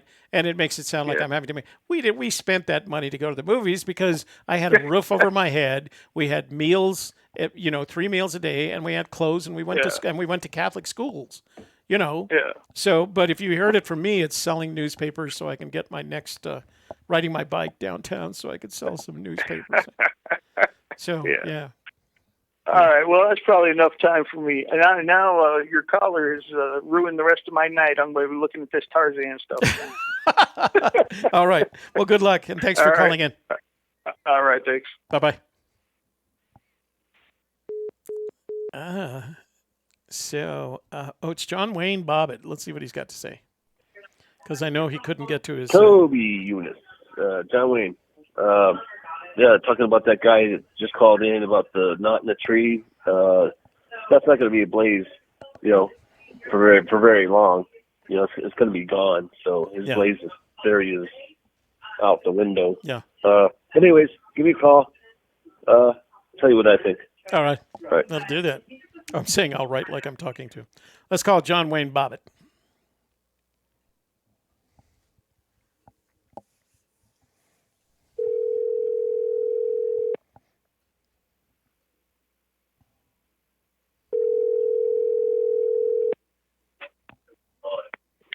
Hey, Toby. Hey, JW, you're on the air. What do you got to say? Toby Younis. Hey. Yeah, I got to go to Pagola Springs there. Yeah. Up to your house, stay there for a little bit. Then me and you can go up to rest of snowmobiles and get some snowshoes and get the treasure chest. That's what it's going to take. I told you. We're not finished with winter right up there now, yet. if I want to get the treasure chest now, I finally found out where the blaze is. Yeah. So if I email Forrest the blaze, right? Yeah. Then you call him and say, hey, Forrest, when do you think the treasure chest will be found? Well, and see what he says. Okay, so let's make something really clear. The likelihood of Forrest taking my call for any reason is slim to none. I wish I can go to your house. Yeah. Draw up agreement and then basically show you the solve. Yeah. And you'll be convinced. So it sounds like you have a little bit of a cold. Did you catch a cold while you were out there looking? Yeah. You know, just a little congestion. No coronavirus symptoms. You know? Yeah. Well, they don't sound. The coronavirus is different. It sounds. First of all, you'll have a cough, and you'll have trouble breathing. It shortens your breath because it attacks the lungs. So, as I discovered last night when I did that show. So, when are you going back? Well, obviously I was there and checked the spot. Yeah. I took pictures of the spot. Yeah. And there's just too much snow. Yeah. You know, a friend of mine owns a hotel. Up there, and says, "There's no way if you going up in the mountains right now, you'd sink." Well, that's what your whole body would sink in the snow. Yeah, Sarah and Colorado, Brad live up there in Pagosa Springs, and they're saying no, they've got enough snow to last for another month and a half. Well, I can explain to you what the blaze looks like. It's something it's permanent. Yeah. Yeah. It's in the side of the mountain. Yeah. And it's something that would probably look really good and would have looked good in Forrest Fenn's gallery. Right. Oh, so was that the thing that you showed me? The end is drawing nigh. It's a beautiful drawing. Yeah. You know what I mean? Yeah. But it's a permanent, kind of like Mount Rushmore. Mm-hmm. But it's I would say ancient Native American. Oh. You know what I mean? You know, it's beautiful. It's a beautiful portrait. So I guess the obvious question is, when do you expect to go back? Wait. We expect to go back when you call the Forest Service and ask them if the area is clear, right? Well, I have a friend up there that has a hotel. I see. Oh, okay. So you can talk with him. When? Yeah, he said, yeah, I know people up there. Yeah. But I mean, you probably can get it just by getting some snowmobiles and some snowshoes, because it's where an old 80-year-old man can go. Right. Yeah. This spot. But the thing is, I was close, but I wasn't. You know what I mean? I was on the right track. Yeah. Like a lot. You know, like I believe you were a long time ago. You were on the right track. Yeah. Before I quit. Apparently, I've quit the chase. Quit. Yeah. Yeah. That's the rumor is I've quit the chase. Really? Like I said, I've been watching you for a while, all the other searchers for a while. Yeah. Ruling out, certain places. Yeah. Narrowing it down. But yeah, it's amazing. Yeah, when you know. So Sarah says, we were concerned when John said he was going to solve so much snow still. So yeah, and she's up in. Well, when I was going to rent some snowshoes, like my friend said, you can get up in the morning and go to this place and rent some snowshoes. But when I got up, it was kind of almost like a whiteout. There was a lot of snow, it was snowing, and I said, the hell with this, I'm going back home. I ain't finding it right now. Have you ever snowshoed before, or would that have been? Yeah. So here's what I can tell you about snowshoeing. First of all, it requires 2 to 3 times as much effort. It uses up 3 times more energy than just walking along a road, and it's an acquired skill. And especially in the mountains, it tires you up really quickly. So I'm going to strongly recommend that before you go up there, find a place where you can get practice so you have a sense of what it's like to snowshoe. Snowshoeing is hard. Remember when I wore those waders? Yeah, I do. Heavy-duty waders? Yeah, I do. I walked for miles in them. Yeah, I'm surprised you just didn't bleed to death. I was carrying a ladder. From the bliss with a ladder. I do remember that. Carrying a ladder. Yeah. I gave you a speech over that one too, didn't I? Yeah. All right. Yeah. Well, don't do anything. You've got another month of weather up there, easily. I still like, if I do retrieve the treasure chest, if I do retrieve the treasure chest, meeting with you to come up with some sort of agreement with you and Shelley. I will meet you. I got a lot going on right now with a 5-year contract with Hollywood to do a feature film on my life story and all that. A 5-year contract in Hollywood to do your life story? My ex is doing a Lifetime movie for this summer. What? It's called I Was Lorena Bobbitt. Oh, I Was Lorena Bobbitt. Didn't she just get a bunch of? Didn't she just do like a HBO series? Yeah, that's why I need you and Shelley, especially Shelley, for this stuff, because she'll realize that Lorena's a narcissist and she's doing everything. Okay. We don't beat up on our exes here. That falls in. No, we don't even bring them up.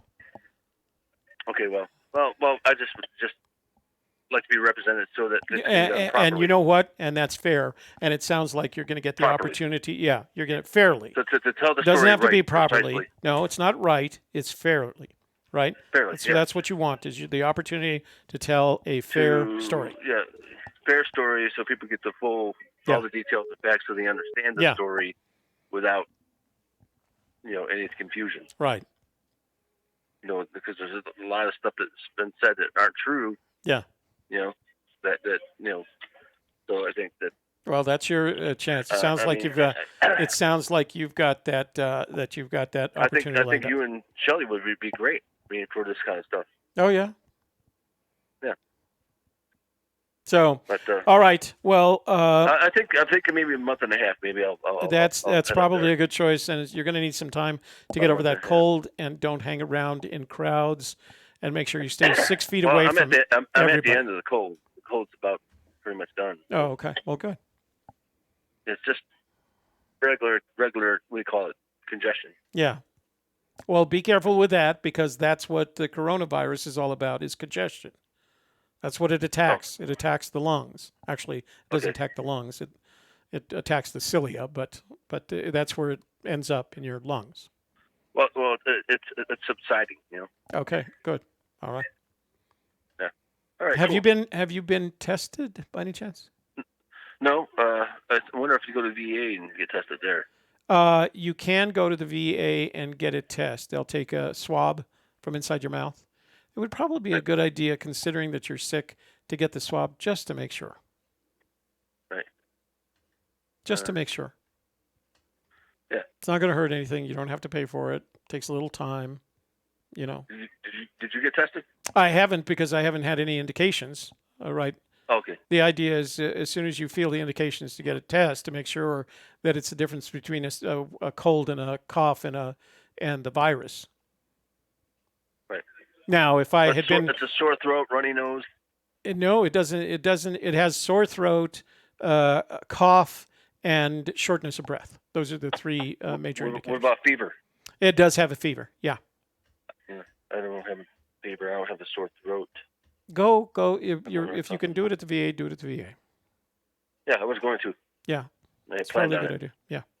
Yeah, I haven't had any indications, and I haven't been, in groups of people, and I think we have, as of this afternoon, we had 6 confirmed cases, and none of them around here. Yeah. The only place that doesn't have any cases is in West Virginia. Oh, really? There's a nice VA hospital in West Virginia. That's the one I used to go to, Martinsburg. They had a great hospital there. So Shadowcaster is correcting me. He says, as I understand it, the corona test is swabbed in the nose. Yeah, because they get the mucus. That's why. Yeah. It's mucus. All right. All right, brother. Well, I'll stop up at your place when I head up there. We look forward to it. All right. You take care. Talk to you later. Bye-bye. All right. Bye-bye. So we got a few more minutes here. Let's see. We got a call from Vail, Colorado. Wow. Hi, Toby. This is, you don't have to call me back. I just wanted to actually let you know that where warm waters halt, the way it's spelled at H-A-U-L-T, means lofty. Where warm waters are lofty. Sounds like it. Where warm waters are lofty, using H-A-U-L-T as the spelling, that means if you have a train station theory, that might work there because the warm waters are lofty. San Jose, California, home of the center of Silicon Valley. This is Donald Stevens giving you a call. Donald Stevens. Hey, just wanted to get some thoughts on if you had any thoughts on with Forrest Fenn and the color purple. I've mentioned it a few times in chat rooms and stuff, and just wanted to know if you had any thoughts toward it or anything. I know there's been a few conversations about it, and I was just curious what you thought about it. Anyways, if you want to shout it out in the room or whatever, that'd be great. I'd love to hear what you have to say. Thanks, Toby. You're welcome. Yeah, thank you.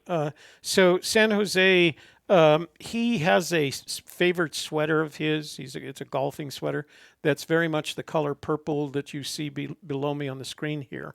It's that classic royal purple. I've seen him in that sweater. I've seen him in that sweater more than once, but it happens to be one of his favorite sweaters. And I think I recall him saying that several were bought at the same time. He does what I do. When you see something you like, you buy a dozen of them, and that way you wear it, like my shirt tonight. I've got not a dozen. I've probably got 6 of these shirts. So you buy them out because you like them, and you're gonna wear them until they're worn out.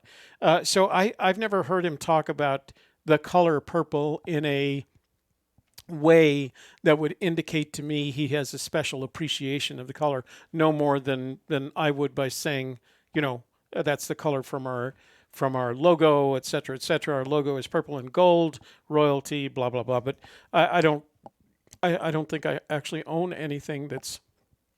I have a couple of dress shirts that I put on the lavender range, but I don't think I own anything purple. And to the best of my knowledge, the only time I've ever seen him in purple is that purple sweater of his. And I don't ever remember him even mentioning the word. Let me see. Yeah, I can't think of any. I don't think there's any particular reason. Got a short call here from Arnold, Missouri. Hey, Toby, it's Jerry, man. Oh, Journeyman didn't get to finish his. He didn't finish it. Okay, phone lines are open for like another 5 minutes, and we'll take a last call, and then I'm going to close it up at 9 o'clock because it's about that time. In the meantime, until we get another call, let me see if there's any text messages that I've missed. Bunch of text messages. Hey, Toby, Matt Brewer here with a quick question. He's got it's a what do you call it? Auto spell. It's a Wick question, a John Wick question. Could you do a quick compare and contrast of the iambic tetrameter and the he's doing this on purpose, and the enjambment used in the poem Invictus versus the same in Forrest Fenn's treasure poem? Just kidding. Keep up the good work. I knew you were doing that for just kidding, because we know he stole it from there. Well, he borrowed it. This is Forest Hole at low water. I wanted you to have it. I have more if you want them. Oh, it's a picture, a photograph. Very nice. Looks like a great fishing spot. A great fishing spot. Okay. Let's see. Candy says, in regards to Tarzan, could it be a dedication to Fenn's father telling Fenn to grab every banana? Fenn is quite cheeky like that. Cheeky. I like that word. Yeah, don't be so damned cheeky. I've never put anything into that whole grab a banana thing. It always strikes me as a funny thing. Like when I always think my father's was the one that he used was grab the ring when you're on the merry-go-round back in the olden days. And you'd be on the merry-go-round, there was this little device that fed rings. And if you were able to stick your finger out and grab one of the rings, then you'd get a free ride on one of the other rides. It was at the, where was it? It was at the carnival? Or was it, we used to spend a lot of time up in Denver at the auction, so it could have been Lakeside, or there was another place up there, Lakeside or Elich's Garden. Was that up in Denver? Those are the amusement parks that I had. We went to Disneyland once, but that was in California. But we used to make the trip to Denver all the time because he loved going to the auctions, the auto auctions there. And we would stop at Montgomery Ward and buy stuff out of the catalog. And then we'd go either to Lakeside or Elich's Garden. I don't even know if they're still there anymore, but that was the equivalent of our, oh gosh, long question here, or long comment.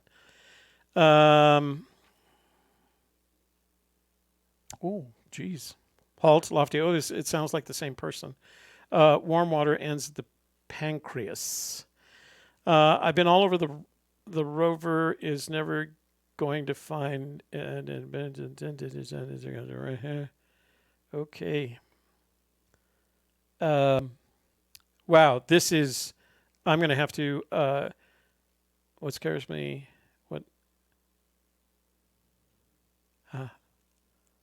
interesting. So this is literally a 3-page long text message. I'm going to have to upload it. Well, I value everyone, so I'm glad you go. Okay, Jim in Ohio. Boo, another hour. Jim wants another hour.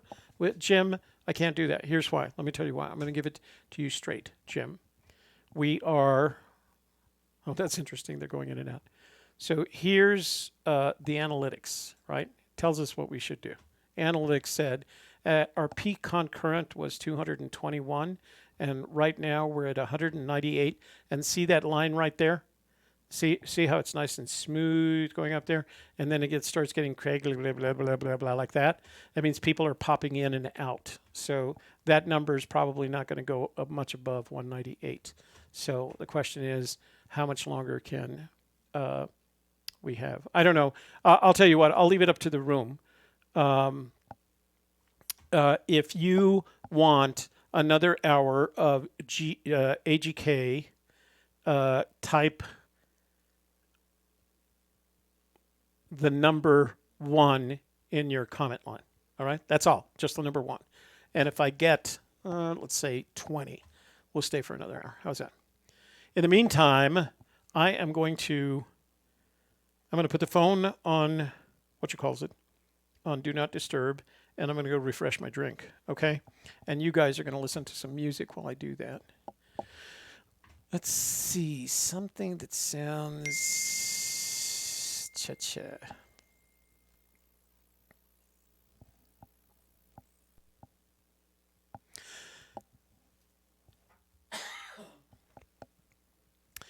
So Redneck, oh gosh, holy moly.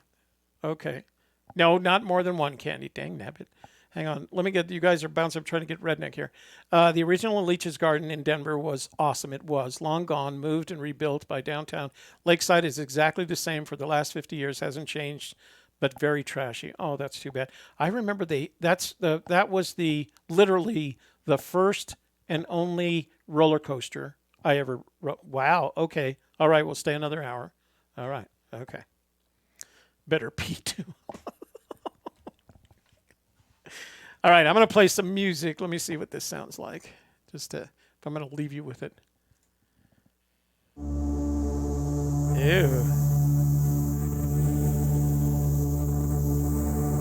All right, I don't know where they were going with this music, but I'm going to leave you with it. I'm going to go refresh my drink and probably go potty while I'm at it, since we're going to do another hour. John Miller says $4.99 for offering the church. All right, you guys chat. All right, you win. We'll go another hour.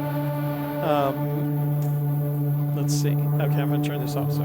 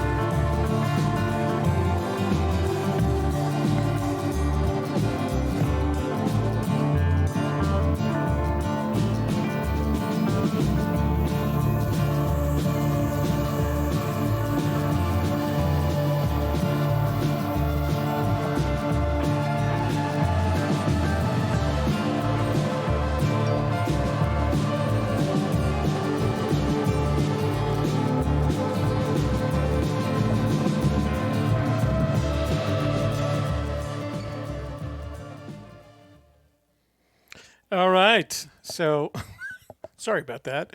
I wouldn't want to listen to that while Toby was refreshing his drink. Oh, there is the next song, though. It's called Sunshine on Sand. That sounds like my kind of song.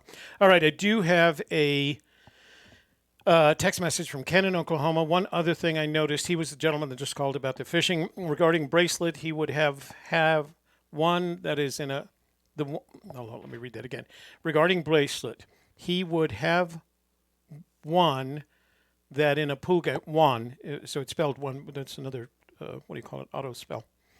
In 1965, think we can assume it was in Santa Fe. As a guy he wanted from, lived and worked there, so Fenn must have spent significant time in Santa Fe before retirement. He was in Santa Fe from 1972 on, Ken. So yeah, he had spent. I mean, Santa Fe. I don't know whether you know the whole story, but Santa Fe is where he went to after military service. He spent 2 years in, was it Lubbock or Amarillo, someplace in Texas, and then moved to Santa Fe. And Peggy moved to Santa Fe, and with the intent on building a gallery.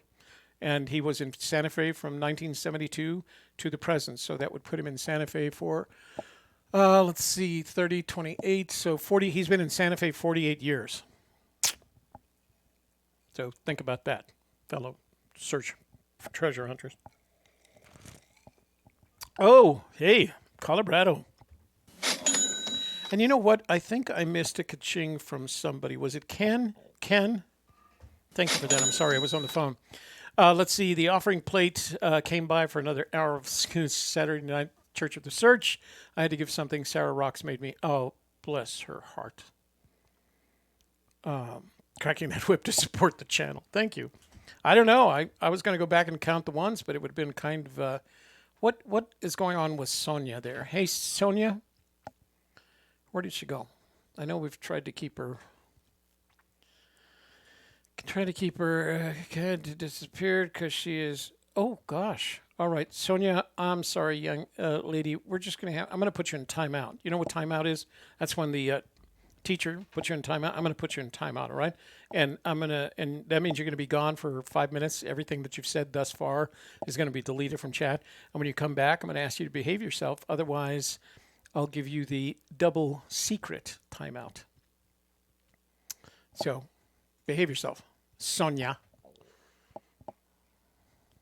So, thank you, Brad. That's very kind of you, and thank Sarah too as well for getting. Pero que mujer, she's still at it. Pero que mujer, that was my mother's saying. Pero que mujer, when one of her friends would do something that would displease her, she would say, "Pero que mujer." There's not a real good. Yeah, what is it with the S-Corp obsession? There is no S-Corps in the search. S-Corp, the only S-Corp is search. I'm going to play this because it said Sunshine on Sand. It sounds like my kind of music. I hope it's good. It's by the Unicorn Heads. That's the same guys that played last time. Oh, Saved by the Bell.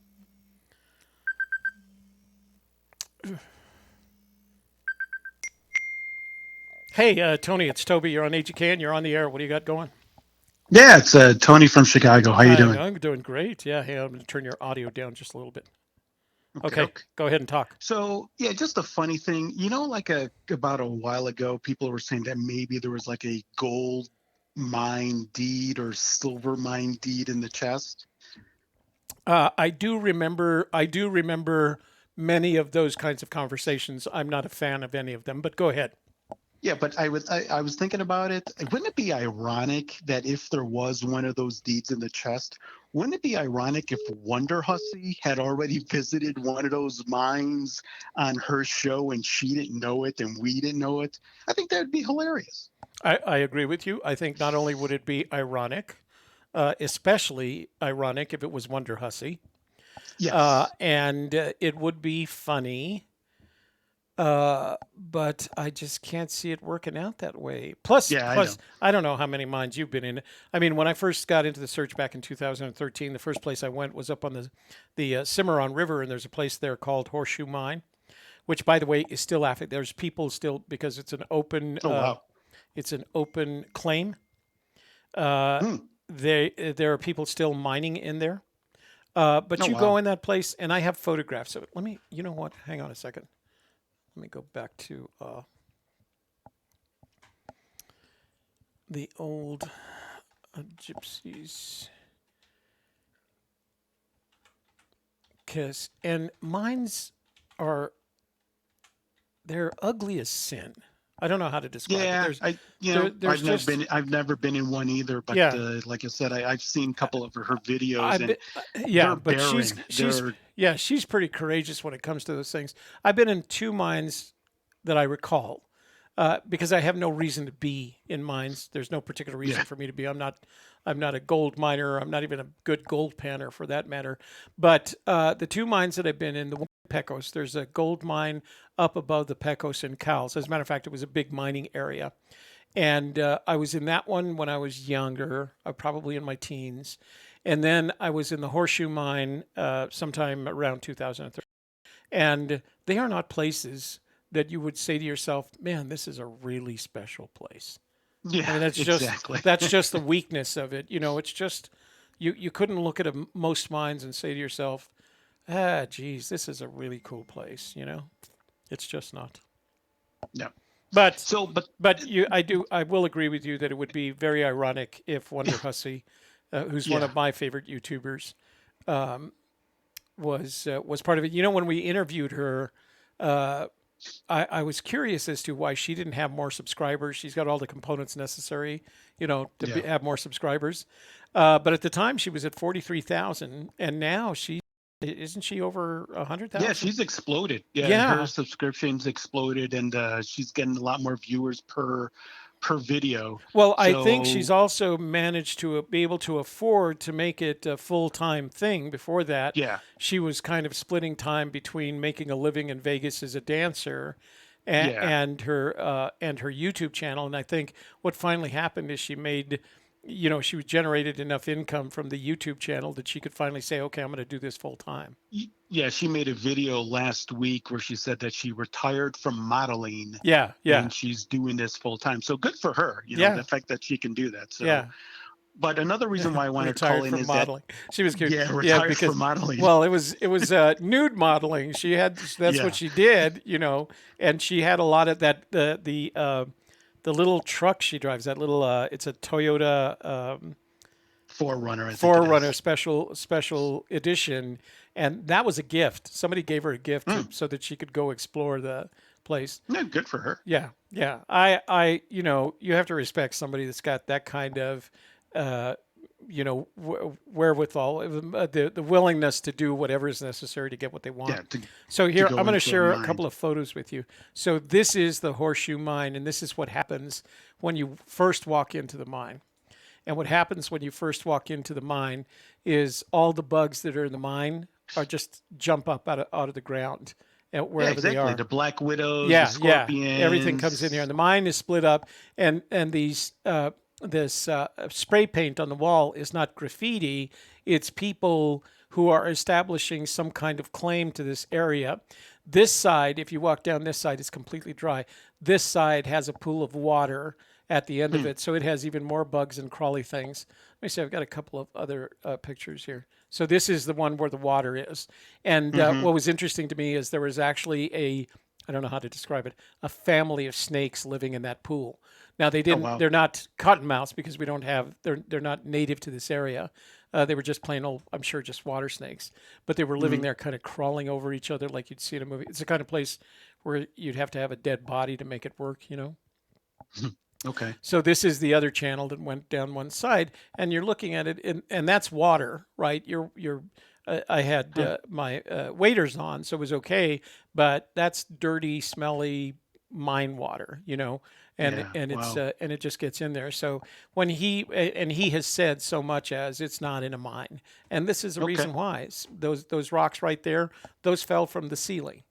And if you were standing there at the moment it fell from the ceiling, it falls on your head. That's going to kill you. So and that brings up my point. And that's the entry. That's the entrance to the mine. Like you said, that Forrest said that it's not located in the mine. Yeah. Now that we're at 10 years in, I don't know, as a non-searcher, just as a interested bystander, bystander, is it maybe necessary with so many new people coming in that after 10 years that there be like a summary, a recap video? Because there are a lot of videos, not just you guys and Christy and everyone else, but there are so many other videos out there that are producing content that I think that maybe there should be a video that says, okay, these are the facts that we know after 10 years. Number one, it has not been found. Right. And the date is, March 1st, 2020, when Forrest in an interview, it has not been found. Yeah. Number two, he says that it's in the 4 states, blah, blah, right. blah. Right. It is now located in Texas. Something that, that we can produce as of today that can tell people, hey, this is what we know, and maybe another video or maybe part of that video is that these are stuff that's, disinformation, or I don't know if we can prove that, but, something that we know for a fact that it's 8 miles north of Santa Fe. It's in just these 4 states. It's not in Texas. Right. It's not in, it's not in Arizona at that university that some people thought it'd be at. It's not in a mine, it's not in water, that scrapbook that said that after the mountain man got caught by the FBI, going down that mountain or had to be rescued, that, he came out in that scrapbook and said, I've never been there in the last 50 years.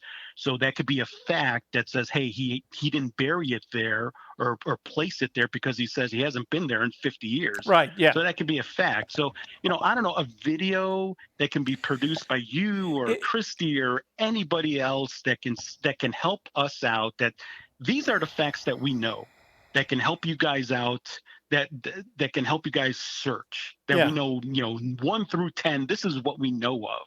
Because there's, like you said, there's a lot of disinformation, not just from Forrest, but from all the other content people on the YouTube that say, hey, maybe it is in Texas, because he lived there. Well, no, that's disproven because he said it's in these 4 states and he said it on this date and this is the link to the video. Yeah. It's easy for me to tell you what to do because I'm not going to do it, but something that I think it's fair. I know that Dale has done an excellent job of maintaining kind of these are the facts kind of page, and that's what people rely upon. But I think if you were to take that and make it into a video, which is going to have more visibility, because almost everything, nothing against Dale, but sometimes that site is really hard to navigate. It's hard to kind of find out what he was. I think that's a reasonable idea. I think one of us should take it on, and maybe I'll have Shelley's good at that kind of stuff. Maybe we'll make it one of her videos that she does. Yeah, exactly. Yeah. It doesn't have to be a call-in show. Right. It could be a 10-minute video. It says these are the 10 facts that we know, 1 through 10. 10 minutes. See you. Thanks. Bye. Okay. Okay. Cool. So Candy just texted me and she said that she'll make that video for us. Oh, and what's the name of her new website? Oh gosh, it's she lengthened it. I posted it in the. In the chat room? Candy, okay, I'll search. Just make a comment in the chat room. So it's long. She changed it from something like, it's about, I don't know, a bunch of words long. Yeah. Hi, like Bertie. Bertie, I did get your sand package today. Thank you. It looks great. So. Okay, cool. Well, my 10 minutes is up. I'll let someone else call in. But yeah, if Candy can do that, and if she can link in her new link or new website, then I can go look at it. But other than that, I think it'd be ironic. Wonder Hussey visited one of those mines. But okay, cool. All right. Okay. Thanks for calling in. Talk to you. And she says Candy says the Imagination Channel. The Imagination Channel. Yeah. Okay, cool. All right. Okay, cool. All right. I'll look for it. Tony, thanks for calling in. See you. Bye. Bye. So, you know what, guys? You probably haven't seen a lot of these pictures. I'm sure that you've seen some, because that's the one we gave away. That was Forrest and I at Moby Dickens back in 2013. I was out on a recon, and I just happened to find out about it accidentally. But let's see. So this is Jay. He and his wife owned Moby Dickens, and they were the one that volunteered. This is... Let me see what her name was. It was like Maisie or something like that. And he sat with her talking for a while. That's Dorothy in the background. And he sat talking with her for a while. And then later on, she asks, question. So while I'm taking this call from Davio, I'll show you some more photos. Hey, Davio, you're on the air, brother. What do you got to say? Hey, man. Those photos are great, by the way. I'm just gonna keep scrolling through them while we're talking to keep these guys entertained, because they asked for this hour. Yeah. So, who was the beautiful woman in that? Just from the movie? What, I forget her name. Ally McGraw. Ally McGraw. She was his co-host for the giveaway at the Rennell Jacobson. There she is. Was that 2016 or 16? That was January 2014. 14. Yeah. Right. And this is that's Fenn and one of his daughters and his granddaughter. Right there. Excellent. Anyway. What year did you film Fenn at the bookstore? So, which one? Moby Dickens? Yeah. Moby Dickens was November 2nd of 2013. Now, had you been researching this whole chase thing before that? Yeah, I started in the summer of 2013. So early summer was when I first got into it. And then Shelley and I saw him at the Inn of Loretto. He was doing a book signing there. But there was he wasn't speaking. He was just doing a book signing. And that's where I got my first copies of the book signed. And then and he took a photo, which I don't have. I don't know where that is. He took a photo with Shelley. And then we did I recorded him at Collected Works in October of 2013. And then I found out then that he was doing this Moby Dickens, and I was up north. I thought it was on the Rio Grande. So I was up north scouting the Rio Grande, reconning the Rio Grande, and drove back down to Moby Dickens in November of 2013 to do that recording. So I had been in the search probably, so that was November, 6 months when I recorded Moby Dickens. Wow. So how many times had you read the book before you went out looking? I mean, that was you went boots on the ground right there. I mean, right? Yeah, my first boots on the ground was Chama. That's this recon right here. So my first boots on the ground, when was that? Let's see. That's when I posted this. I was uploaded on. So my first boots on the ground was in the spring of 2013. And that was the Rio Chama. So now, had you read the book through the winter and then spring you went? Is that how it went for you? No, I think I got the book over, I had the book for a week when I went on my first recon. Just bam, you went out there. Yeah, I had it all figured out, like everybody does. Everybody says, "Oh no, I read the book, I got it all figured out." I was the same way. That was the trip that we got stuck in a rainstorm and we couldn't make it up at the backside of the valley, so we spent the day in the valley, and then we had there was some guys in a truck. Here's us stuck in the mud. There were some guys in a truck that pulled us out the next day, but we spent that night down in the valley. Yeah. So is that you and your son? Yeah, that's my son. So there, that was what I thought was Fenn's special place right there. And so is this where you got your boy in the water? Yeah, see where the river is right there. You can't see it, but he's looking at an island that I thought it was on. Here you can actually see him. This is him, right? He's crossed the water onto the island in the middle of the river, and I had told him it could be under one of those logs there, and just watch out for the snakes at that point. So he picked up the stick and he was going like, okay, now you didn't say anything about the snakes, but by that time you can see his pants are wet from having crossed the river. I had tied a rope around his waist and belayed him across the river. But that's here, you can see it there. So there's the Chama River. This was Fenn's special place, and that was the island. Yeah, beautiful place. Yeah. Wow. So, wow. And then of course there was this. So there was a guy. Somebody came and buried their dog there, so it ruined the whole thing of a special place. Special place for. Yeah, Keisha. It's special, all right. Yeah, Keisha was the dog's name. Died in 2007. Oh my God! Well, I think you've got. I think you should make this, a video of, my first time with my son. Yeah. With father and son searchers, and then put all this together in a wonderful narration. I think that's brilliant. Oh my God. Yeah. You know what I mean? Because this was so much exactly like some of the calls you're getting. Yeah. No. I that's why I empathize with them when they say, I just got the book. I'm going out to get it in 2 weeks, and I'll call you back. Can you come and video? I did exactly the same thing. I had the book a week, made some notes.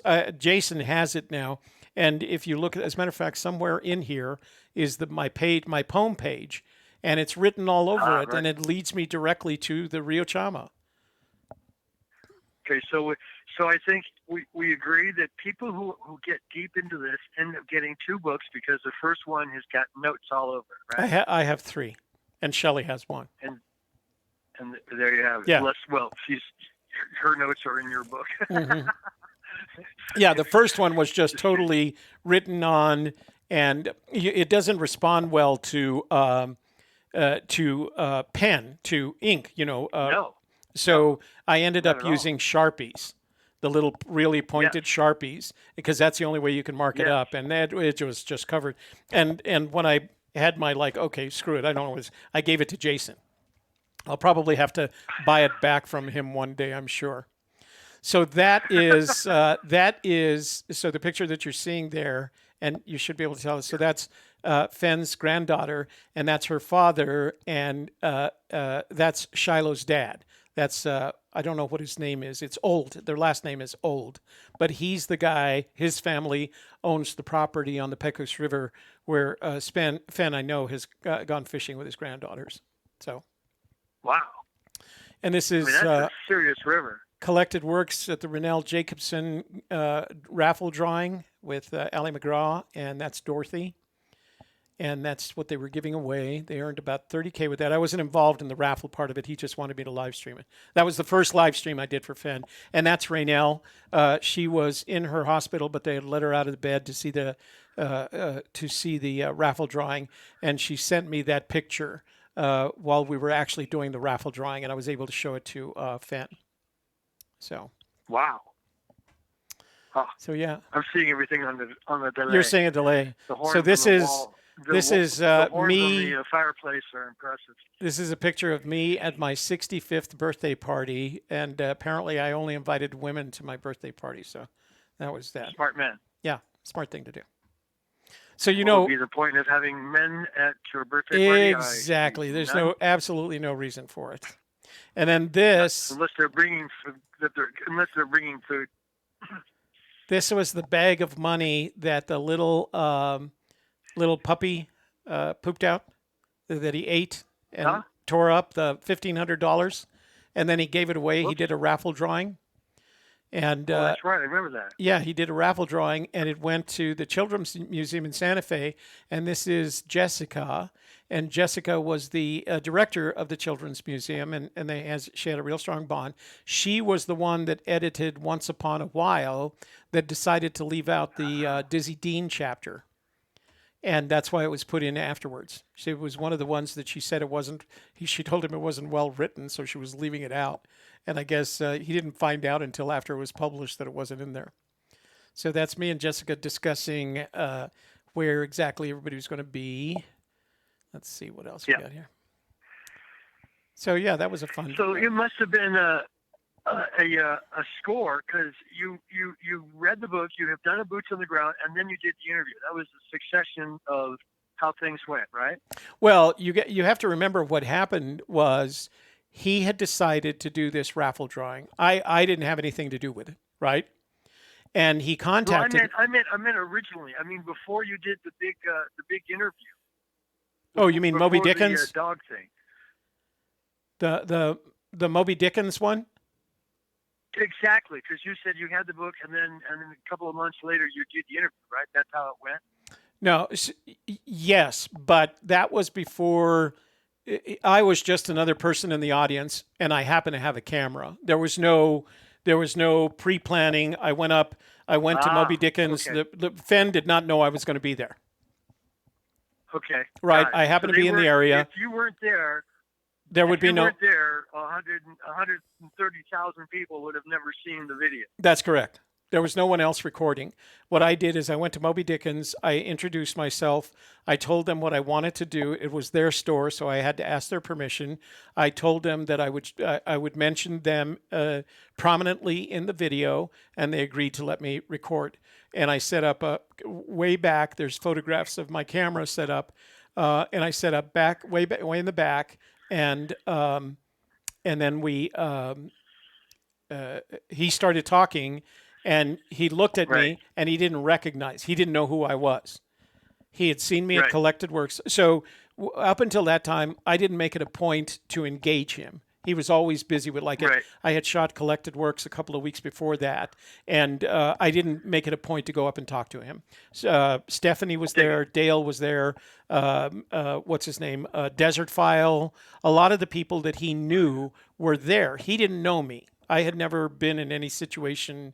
You know, the only time I had seen him before that was at Loretto, and he was more interested in talking with Shelley than he was with me, which makes sense, of course. And so he didn't know who I was. So when he saw me with a camera at Moby Dickens, he was already sitting down, and he kind of waved his arm in my direction, and he said, "Who's that?" And I said, Toby Younis, sir, I'm going to be recording this if it's okay with you. And I had made the decision whether it was okay with him or not. I was going to record it. And he said, okay, but make me look good. And I did, right? I did as much as I could to make him look good. And that was it. The chair and everything was fantastic. And then he came up afterwards, and we talked afterwards, and there's a picture of him and I. I think I got a picture of him and I, right there. Yeah. We talked afterwards, and I told him a little bit about my background, that I was a retired documentary filmmaker. I didn't tell him about my government or military experience, and I gave him a business card.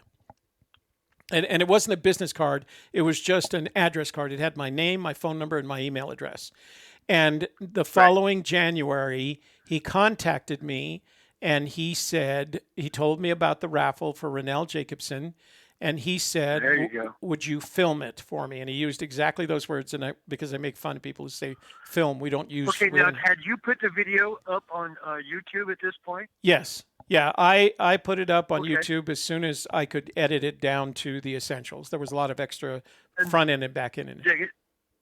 And then it stayed on YouTube for 2 years, and then it went to Vimeo for about, I don't know, a few months, and then went back to YouTube? Yeah, that's pretty much it. We had it on YouTube, and then we decided, let's monetize this a little bit. So the only place you can do that because we didn't have enough people on a channel to monetize it.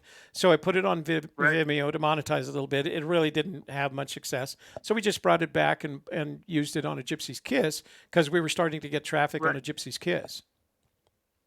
Right. Do you feel that this video really promoted the book and made this thing really take off? No, I think there were two things that made it take off. One was his visit to the Today Show, although I don't think either the Today Show or he liked either of those. And the other, but I think the one that really launched it was the Margie Goldsmith article in Hemispheres magazine, because that magazine is in the back pocket, the seat pocket of literally every United Airlines. That's what I believe, that based on my understanding of social media, that was the one that launched it. I think that article got people to your video and what other videos were up at that time, like the Today Show, and then the interview with that whatever Albuquerque Today or whatever that woman, Laureen Mills. Yes, which was that was pretty good too. Yeah. Which then that got me to go and investigate the Cody Museum and find out if there was anything earlier, so I could compare this guy like a poker player. Yeah. You know what I mean? Before and after putting it out, was there a difference in the way he was talking? Yeah. That's why, that's why I got that 2008. Right. Compare everything. Yeah. So then, go ahead. So then another question is then, so upon scoring this fantastic interview, that had to be extremely motivating did you really kind of just really get into this search at that point? Well, I did for a couple of years. After Moby Dickens? Well, here's what happened with that. So after Moby Dickens, I didn't see him. I was just coming up with theories and solutions and things like that. Okay. So that was in 2013. Then in January of 2014, this happened. So that was the Rennell Jacobson raffle drawing. And he called me. He had my business card. And he said, could you come and film this raffle drawing? I want people to see it. Because he wanted to make sure that people felt like it was legal. They had run the raffle through Dale's site, et cetera, et cetera. You bought tickets. They were like, a ticket was $5, but you could get 5 for $20, something like that. And they generated about $30,000. But he wanted to make sure that people believed it was on the up and up. So he asked me to come and film it. I said, okay, I would do that. And then he called me a day later and he said, could you live stream it? And the speech that I gave him was, the last time I live streamed was when I was in Washington in around 2007, 8. And I said, Forrest, and this was again 2014. So I said to him, Forrest, the last time I live streamed, it required a truckload of equipment and a crew of 10. And he said, well, just look into it, see what you can find out. I'll be happy to pick up the tab. So I'm thinking, this is a $25,000 or $30,000 tab that he's talking about, right? So I looked into it, and the next thing, within a short period of time, I find out that live streaming had been reduced to a red box about the pack of cigarettes, and it cost $500. And so I called him and I told him that, and he bought the red box. Right? Sweet. And so we did the live stream of this event. That was the live stream of the Rennell Jacobson drawing with Allie McGraw, et cetera, et cetera. I didn't have a crew then, so I asked my daughter, here she is with Fenn and Allie McGraw, to help me. She was my production support, right? That was it. Right. Okay. And this was a big deal to him. So he was really very grateful for my having done that. So this was, let me see if I have the date on this. This was like mid-January. So it was uploaded on January 7th, which is probably when it took place. All right. Well, my birthday was January 17th. And I was going to be 65. That's this right there. All right. So I went to my birthday planning to announce my retirement, and I ended up announcing a new business called Streaming New Mexico. Streaming New Mexico was a live streaming service for businesses all over and we ended up, Shelley and Sean Scott and Sue Scott, my daughter, my son, were all involved in the growth of this business. And I put another $10,000 into buying the equipment that we needed to be able to do this. And we got big. And there was a point 2 years later where I had to make a decision. And the decision was, do I put another $100,000 into this business or do I sell it? And so I talked to everybody and we decided that maybe it's time to sell it. We don't, by this time I was 68 now, right? Yeah. And so I decided, it's time for me. I had a great time, had a great run, and I sold it to the public access station here in Albuquerque because they were friends of ours. We did a lot of work for them.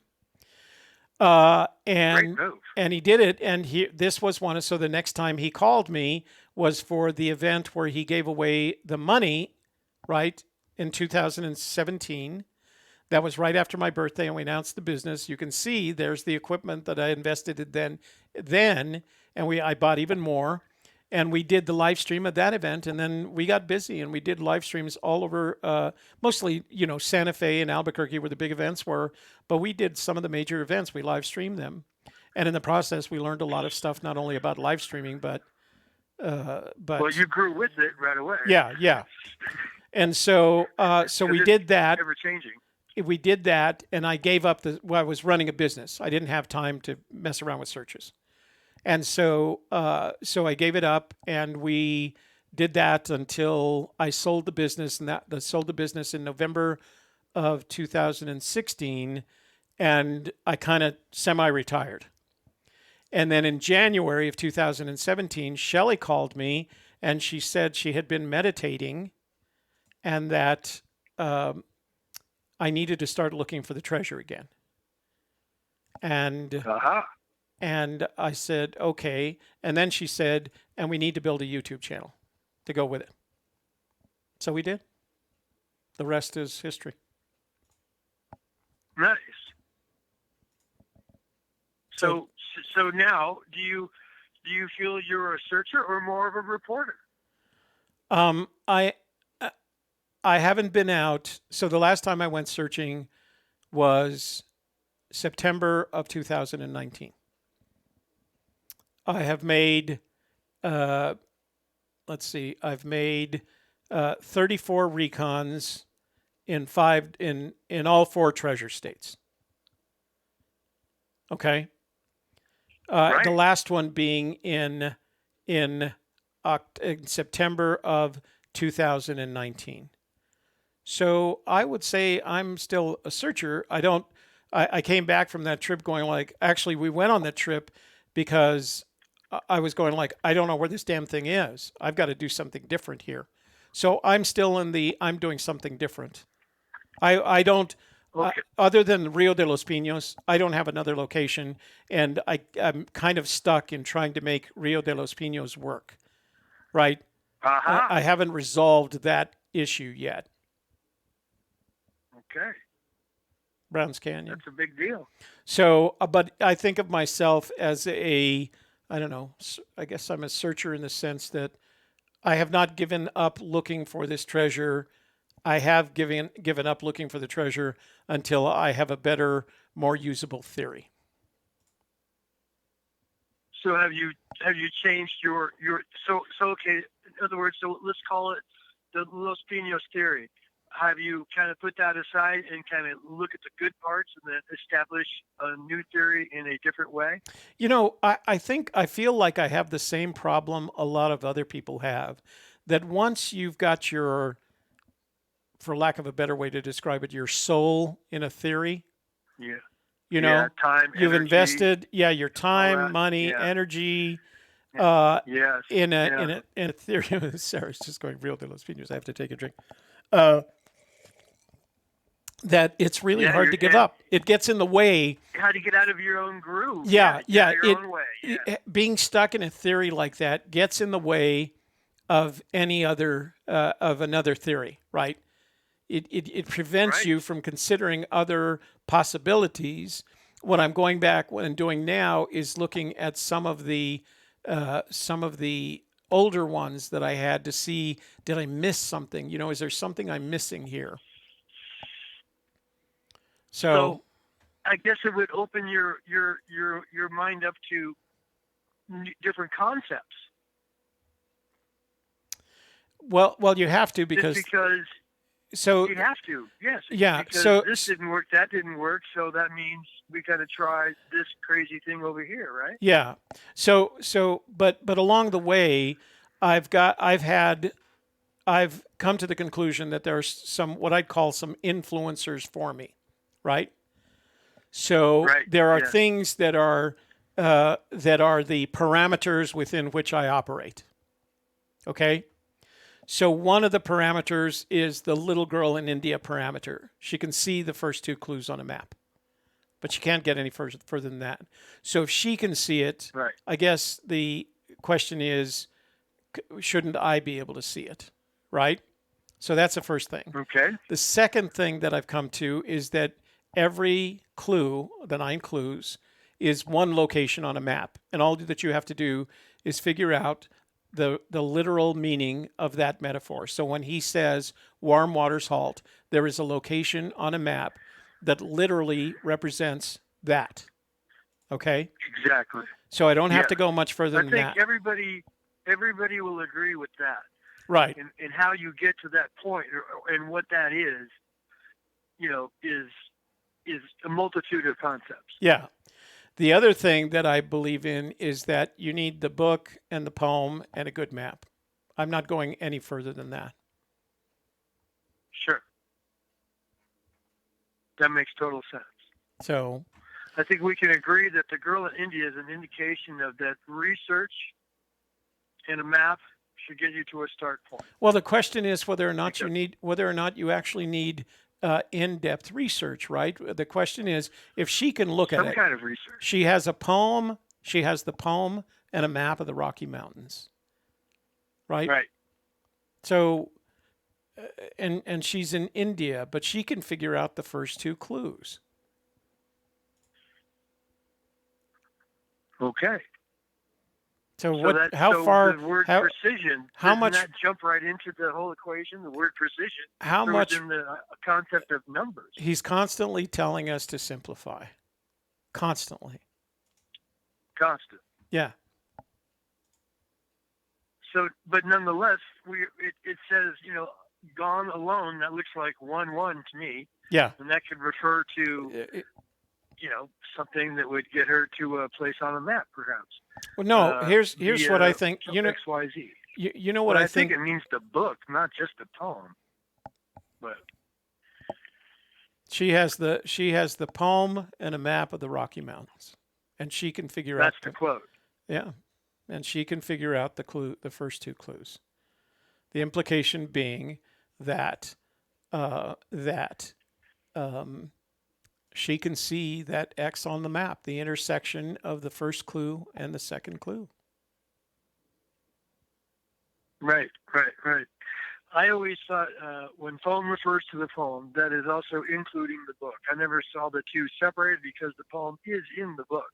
So I always took these things as not ever being separate. So go back. They seem to. You go back and read the quote. Look up "Little Girl in India" on Terry Scant. Right. Go get that. Go look at that book and see the criteria that Jenny gives him. Now you got to remember, he didn't say any of that. She gave him the criteria. Well, there you go. So, to that degree,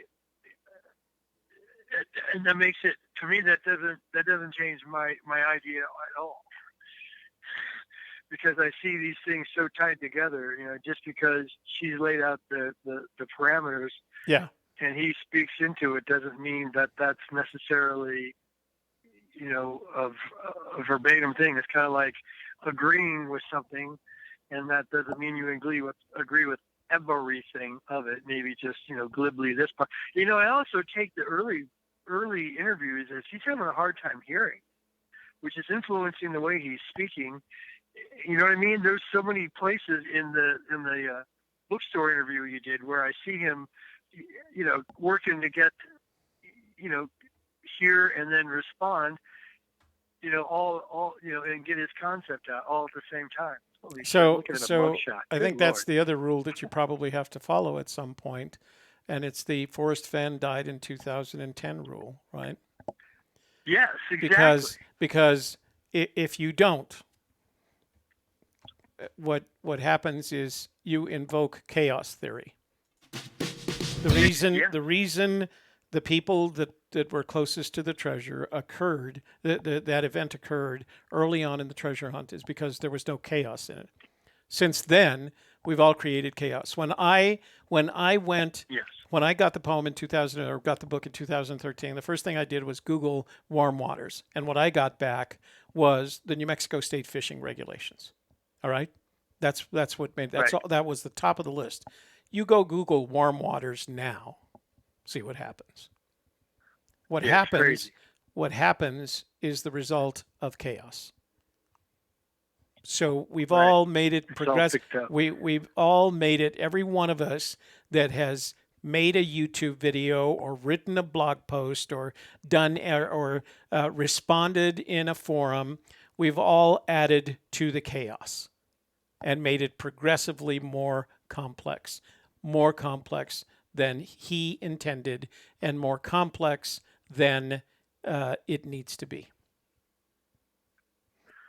So then by me throwing things away, I have diminished the amount of chaos? Yeah, right. So if you you go back and you start with the poem. That's the least chaotic thing that you could do, right? Start with the poem.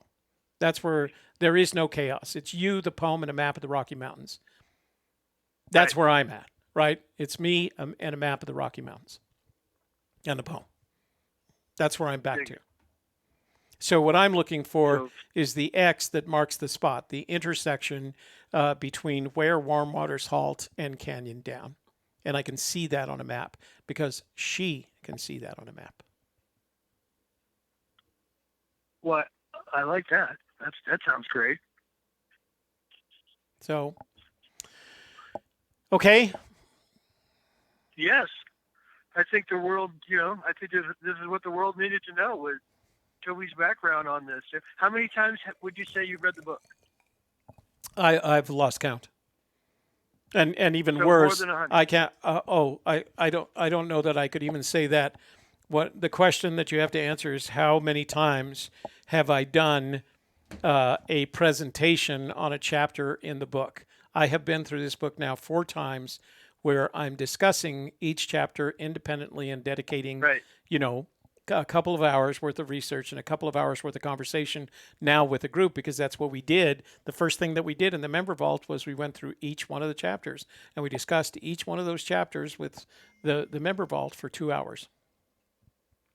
Right. Okay. So, and you read the book out loud? Have you ever? I mean, on your own. I'm thinking, there's a show and then there's your own research. I haven't opened the book. Yeah, I haven't opened the book except to look at the poem since and to serve the needs of the member vault, right? To serve the needs of the member vault. I haven't opened the book other than to read the poem since September of 2019. Okay. So Lily, more reporting, and helping the community along in your is where you guys have been at, which is freaking awesome. No, you've got to understand that every conversation I have with someone, I have had more insight into the poem in the last 3 weeks than in the 7 years prior to that. You know why? Because I'm beating it to death with a group each stanza. I had an insight to the 5th stanza, which I had previously ignored entirely just the last time we got together with a member vault. And the reason is I'm spending. So now I understand the value of the club. In other words, and how many people do you have in the club? Can you say? I can't. Was that a no? I couldn't understand. I can't. You asked if I could say. My answer is I cannot. You cannot. Okay. Very good. So what I do, Toby, and I can relate to your member vault because I throw everything away, is I like a small room and then I never let the thing stay up. So this is within the same vein. So within the comfort of, let's say 150 or less, let's say room, you're able to communicate like we're in a bar, we're in a club, we're in a library, and we get to go through point by point within your situation there. Yeah. That seems, the intimacy of that allows people to feel free to speak, and I believe you actually will get value. You will actually have a valuable conversation that way. I think that's pretty smart. So part of all of this is the fact that one of the fundamental principles of research is conversation with people who know more about the topic than you do. Right? That's why you have these conversations. That's why you meet in rooms and you ask questions. My learning style is just to listen to other people. So you just kind of put it out there and then ask questions and let's see what people have to say about it. Exactly. And that's it could be this, could be that, but whatever, it's the thing worth talking about. Okay, somebody just said I can't stand this anymore. I don't know who that is. Let me see. This is that's Mr. I can't read his comment. Okay, we've gone a half hour here, brother. No, this is good. I'm glad you get to talk to everybody about your world. Instead of us blaring our theory, we get to hear where you're coming from and how you've come to what you're doing. And because that's all, I think a much better understanding of the member vault and how it really, feels like a place one could share. Yeah. So I think that's really cool. So Can you dig it? I can dig it. Thank you. Well, right on, brothers and sisters. Yeah. Put on some groovy tunes and let's just fade out into the sunset. Remember, it's there to fade away and to burn out. All right, big guy. From the Highlanders. We will talk again, okay, I am sure. Love to everybody out there now. All right. Ciao, ciao. Night. Bye. All right, let's see. Candy says, what do you think about Fenn mentioning the long-tailed ermine with a search area? Does this narrow down the search area in any way? I do not believe it does. Oh, gosh, we got a bunch of text messages. That was a long call, guys. So, but he's, you got to admit, he's damned interesting to talk to. So let me get some of these voicemails, see what's going on here. So that was Davio's. This is Georgetown. Hi, Toby. This is Che. I just had a quick question for you. If the little girl in India could only get past the first two clues, why does Forrest tell us to take the clues from the poem and marry them to locations on the map? It's kind of confusing to me, and I'm not quite understanding why that would be. Because if you're marrying clues from the poem to locations on the map, why couldn't she get the whole thing? Thanks. Good question. So let me address that. I think you said Jerry. Yeah. So Jerry, let me address that. So think about this. The question that was asked is, the little girl in India has a poem and a map of the Rocky Mountains. His response was, he didn't say, by the way, you changed to what he said. He said she can't get past the first two clues. That means on the map of the Rocky Mountains, and somebody just sent me a link the other night to the Amazon version of a map of the Rocky Mountains, and it was pretty full-sized. It's probably, I'm going to say 5 feet by 5 feet. Let me just take this. So Bethlehem, hang on just a minute. I'm gonna hang up, and this is no offense to you. I'm gonna hang up because I'm trying to answer a question, and then I will call you back. Okay? I promise I'll call you right back after I answer this question. You'll be my first call. All right? Okay. Cool. Okay. Bye bye. Okay. Hold on. Let me answer this question and give it a fair response because I think it deserves a fair response. So I'm gonna turn the phones off for just a second. Okay. So the little girl in India can't get past the first two clues. That means with a map of the Rocky Mountains, she can see the first two clues. Now, you've got to remember that the legend in that map of the Rocky Mountains says 1 inch equals 400 miles or whatever it is. It's a big space. So that means the intersection between where warm waters halt and Canyon Down are visible on a very low resolution map. Okay? Now, once you're there, once you have that starting point of where the X is, the warm waters halt, and I'm just going to have to do this because you can believe it or not, but here's what I can say about me. I can see my starting point where warm waters halt, the border of Colorado, with a canyon down where the Rio is. I can see that on a map of the Rocky Mountains. But I cannot see the other locations within that short area that he walked that afternoon, where not far but too far to walk, home of Brown, no place for the meek, Paddle Creek, heavy loads and waters high. You can see them on a map, but you're going to have a much more detailed map in order to get that. And that's why he says she can't get further than that. You're not going to find those physical representations of the clue.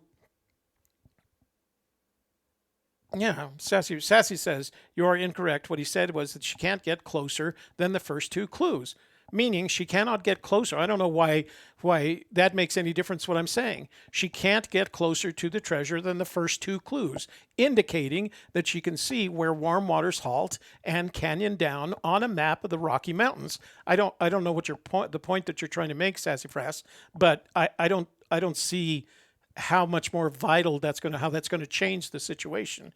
She can see the first two clues on a map of the Rocky Mountains. She cannot see the other clues on a map of the Rocky Mountains because it doesn't have the resolution necessary to point out the home of Brown, which could be a physical or geographic characteristic of that location. So I don't see what's so hard. I'm sorry, but I don't see why it's hard to interpret that in that way. She can see the first two clues on a map. She can't get past those because she'd have to be boots on the ground and have a more resolved map, a map with more resolution. I see chaos theory gets in. If you interpret it in the most simple way, that's how it comes out. If you start throwing chaos at it, you're not going to come with that answer. You're going to come up with a more complex answer that confirms your bias. That's what happens with chaos theory. That's how chaos theory arrives, right? Yeah, Ander, you tell me the few things. So Vander says that could mean a few things. Tell me what it means. Tell me the few things that could mean. She can't get closer. She's got a poem and a map of the Rocky Mountains. She's in India. She can't get closer than the first two clues. Well, how many different things could that possibly mean? Right? Unless you want it to mean something other than what it sounds like. Right? We do that with a poem. We just make it really more complex. I'm going to read the quote. I'm going to go back and see how complex we can make it, because that's what we're doing. We're doing the same thing with this statement that we do with the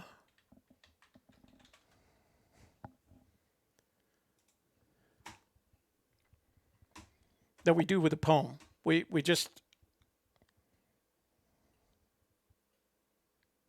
Yeah, see, this is why Forrest Fenn decided to tell people to ignore. His answer confused people. No, people confuse themselves, right? So now you've thrown more chaos into it. A lot more chaos. Just keep adding chaos. He had an opportunity to answer a simple question, right? Your treasure has inspired people. Can a little girl in India who speaks good English but only has your poem and a map of the U.S. Rocky Mountains work out where the treasure is? Now, how much more simple a question can you ask than that? Can a little girl in India who has these characteristics, she speaks English, she has a map of the Rocky Mountains, she has your poem. His response was, the little girl in India cannot get closer than the first two clues. Now, how much more can you read into that answer? Cannot get closer than the first two clues. Right? I just don't know how you get to, I don't know how you complicate it any more than that. And if you do, that's what you're doing. You're intentionally complicating it so that it fits your version of confirmation bias. The simplest, Occam's razor. Enti non sunt multiplicanda praeter necessitatem. Entities should not be multiplied beyond their necessity. Don't make it more complicated than the words themselves imply. Occam, he was a monk, believe it or not. Okay, I'm going to call back Bethlehem because I promised to call back Bethlehem here. Oh, those are voicemails. Bethlehem, I used to have a friend, as a matter of fact, he was the best man at my first wedding, and I was the best man at his first wedding. His name was Michael Brockmeyer. He served with me in Vietnam. And we came back from Vietnam, and I don't know, 6 months later, he called me to say that he was getting married. He wanted me to be his best man, and he lived in Bethlehem. There was Erie, Bethlehem, and Easton, I think, were the three cities. They call them the Tri-Cities. Let me see if I'm right on that.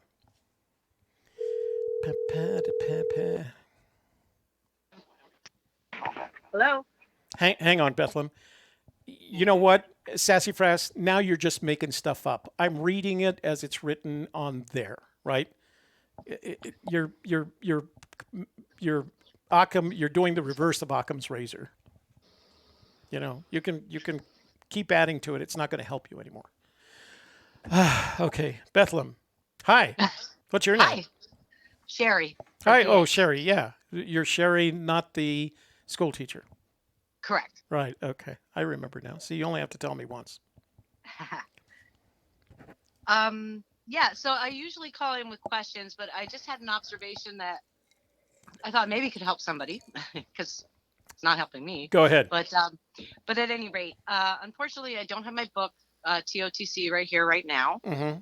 But I did notice that in his chapter, My War for Me, on the page where he talks about ejecting from the jet, where he would go over it at night and think about it, he lists a bunch of actions that he would do. And when he does that, he puts commas sometimes, and then in other places puts and. Yeah. And I'll just give the example, like, I'm just paraphrasing here, but one of them is that he'll raise his visor and pull the chin strap on his helmet. Right. So to me, those would be two different actions, but to him, he puts it together. Well, in the poem, there are times where you'd expect a comma. For instance, begin at where warm waters halt and take it in the canyon down. You'd almost expect a comma after the first sentence, but he includes it like it's one single action tied together. So that's just one observation I made. There's 3 times, I think, that he does it in the poem where he does not include a comma. Right. So to me, that kind of ties those together, especially somehow. Okay. And then the other observation that I made is that when he uses a semicolon, perhaps there's a chance that he's further explaining what he just said. In other words, like in the War for Me, there's a part where he talks about when he went down into the canopy after he had ejected, he said something to the effect of, I realized my body was going into shock. I was hot or cold, clammy, whatever. But he puts a semicolon there. So he's explaining the shock. So in other words, in the poem where he says, from there it's no place for the meek, the end is ever drawing nigh, semicolon, there'll be no paddle up your creek, just heavy loads and waters high. So I'm thinking perhaps that those 2 sentences are explaining the first one. Do you know what I'm saying? So it's more, I used to be an editor, so I'm just taking notice of these different things and thinking instead of actual steps, like maybe you're not supposed to there'll be no paddle up your creek, just heavy loads and water high. Maybe you're not actually supposed to go anywhere at that point. Maybe that's just explaining the prior 2 sentences because he used the semicolon. All right, so do that. Do that. Do it in the context of you're out in the field someplace, and you believe that you might be close to the treasure. Tell me what actions you would take, the literal actions you would take based on those 4 lines. So in that particular case, I do have, my guess. And so there is a road that is curvy that I think is very steep on one side. And instead of going further, like I'll go on that road, but instead of going further, perhaps I won't go any further on that road because the heavy loads and water high is saying that any further up that road, there's only heavy loads and water high. Some people take creek as a creek. Yeah. I'm interpreting it as a road. So in other words, he might just be, even though they're technically clues, he might be explaining something more about that place. So in other words, maybe 4 clues, or what people would consider clues, actually pertain to one place. Maybe they're not all actions. Maybe you don't have to go here, then go. I mean, I know he says follow it in contiguous, but contiguous in the sense that if I went any further on that path, all I would find is heavy loads and water high. So it was just an observation that I made that maybe could help somebody in the sense of the way he explained things in My War for Me and how he used his punctuation and how it's in the poem to see what his style is. So, does that make any sense? No, I mean, it makes sense in the context of, as you said, grammar. The question is, how does it make sense? How does it make sense in the terms of when your boots on the ground? Right? Okay, so maybe you don't have your boots on the ground, and so you have a sense of what you're looking for. One of the things that you're not looking for is commas and colons. How does that translate? Sure. So like, let's take the and statements where there is no comma. Yeah. So begin at where warm waters halt and take it in the canyon down. Okay. My interpretation of that might be that begin at where warm waters halt and take it in the canyon down. They relate closely together. And he's not necessarily saying begin at where warm waters halt and then the next action is take it in the water down. Yeah, yeah. He might be saying the warm waters go directly into the canyon, and that's where you start because they seem to be closely tied. Maybe almost like you'd been talking one time about making an X on the map of where to start. Right. To me, they're more closely tied together than the other ones where there are commas. For instance, take it in the canyon, or begin where warm waters halt and take it in the canyon down, not far but too far to walk. To me, that may be all explaining the start point.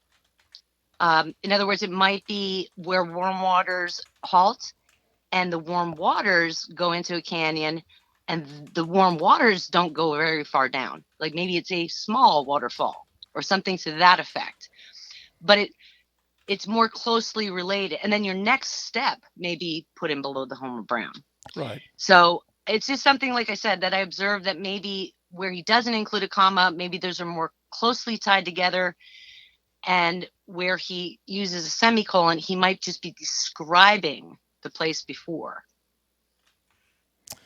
Okay, so I guess I still need an answer to the question. I'm boots on the ground, and I'm following the clues in the poem, and I come to a semicolon in the poem.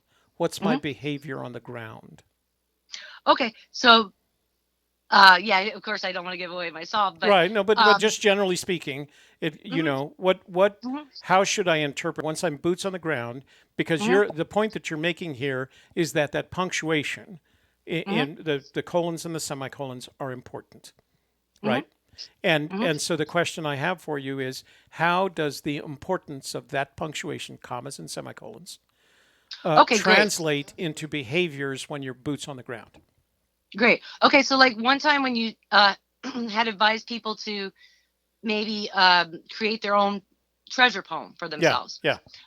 So being from Pennsylvania, I was trying to think this out, and I thought, okay, so begin it where the bell was cracked and take it up the costly road, not far but too far to walk, put in below the home of Indians. So like I understand this, a lot of people might not, but so those were all like kind of closely tied together. But then, okay, so with the semicolon one, there'll be no paddle up your creek, just heavy loads and water high.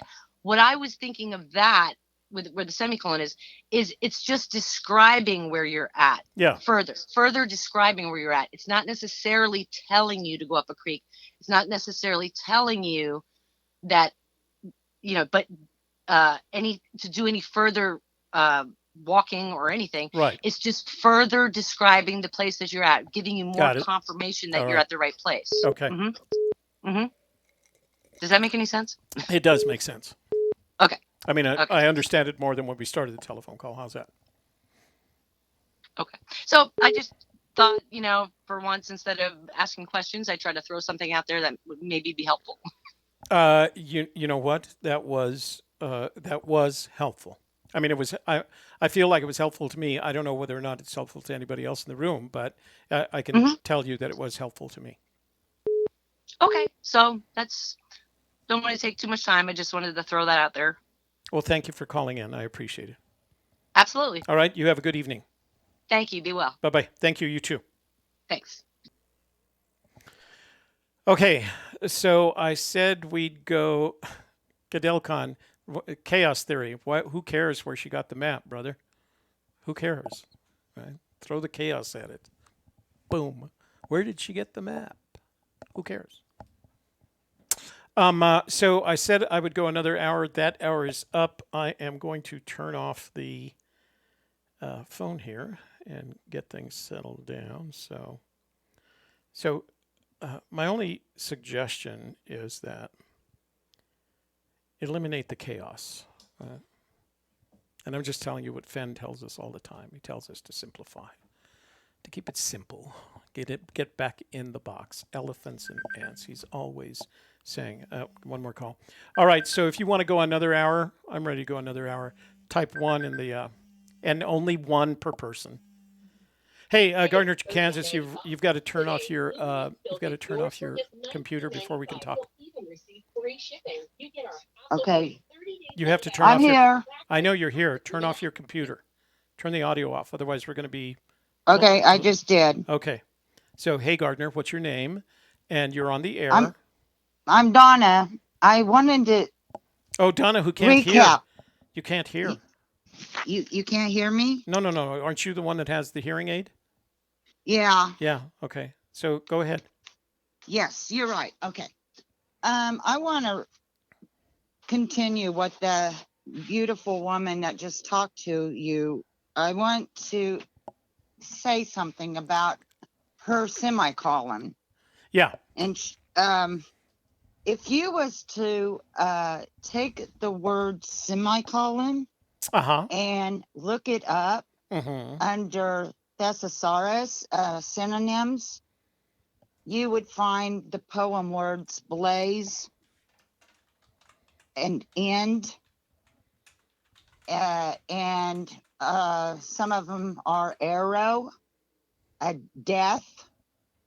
So she may have something there. When she was talking about it, I just looked it up, just the word itself, semicolon. And wait. So you're suggesting that I look up the synonyms for semicolon? The actual semicolon. But wait. What? How are you spelling that word? SEMI/COLON.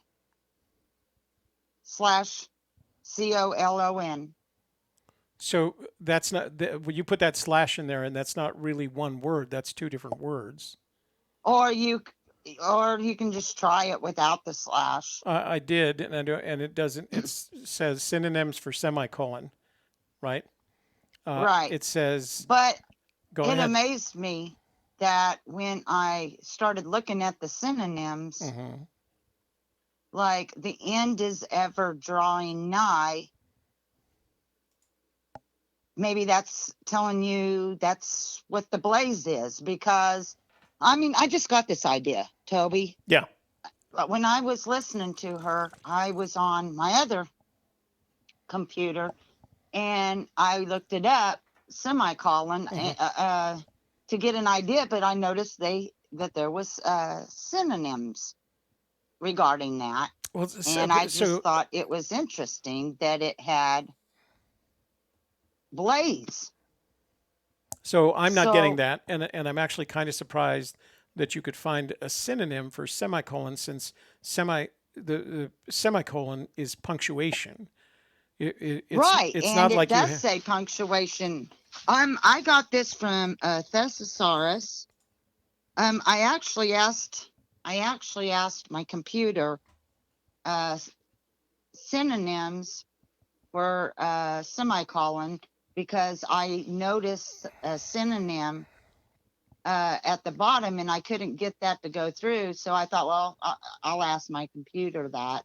And I did, and it brought me to synonyms of semicolon. And there are. If you go to Google, if you hit, punch that in, you get semicolons. And one of them is a blaze. It just says blaze. One says end, one says death, one says arrow, and of course, one says punctuation, of course. But I wrote down what the poem reads too. I thought, well, that was just interesting. Yeah. So I'm looking at the page. This is thesaurus.net.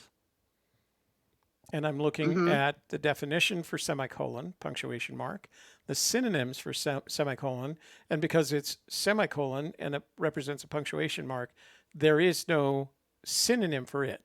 Now, they do say there's some synonyms that are other punctuation: a brace, a bracket, a bullet point, an apostrophe, a colon, yeah. And a blaze, and the end, Where and death. Where do you see a blaze?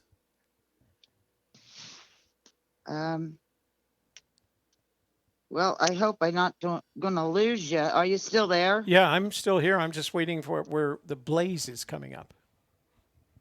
Okay, hold on. All right. Just don't want to lose you. No, I'm still here. Okay, here it is. All right. I'm on thesaurus.com. Thesaurus. Thesaurus.com. Yeah, so the difference between you and me is I'm on thesaurus.net. All right, let's go to .com. Semicolon, so we're at thesaurus.com. Oh. And the fact that he shows one at the right at the very end of the book, colophon. Colophon, yeah. Right.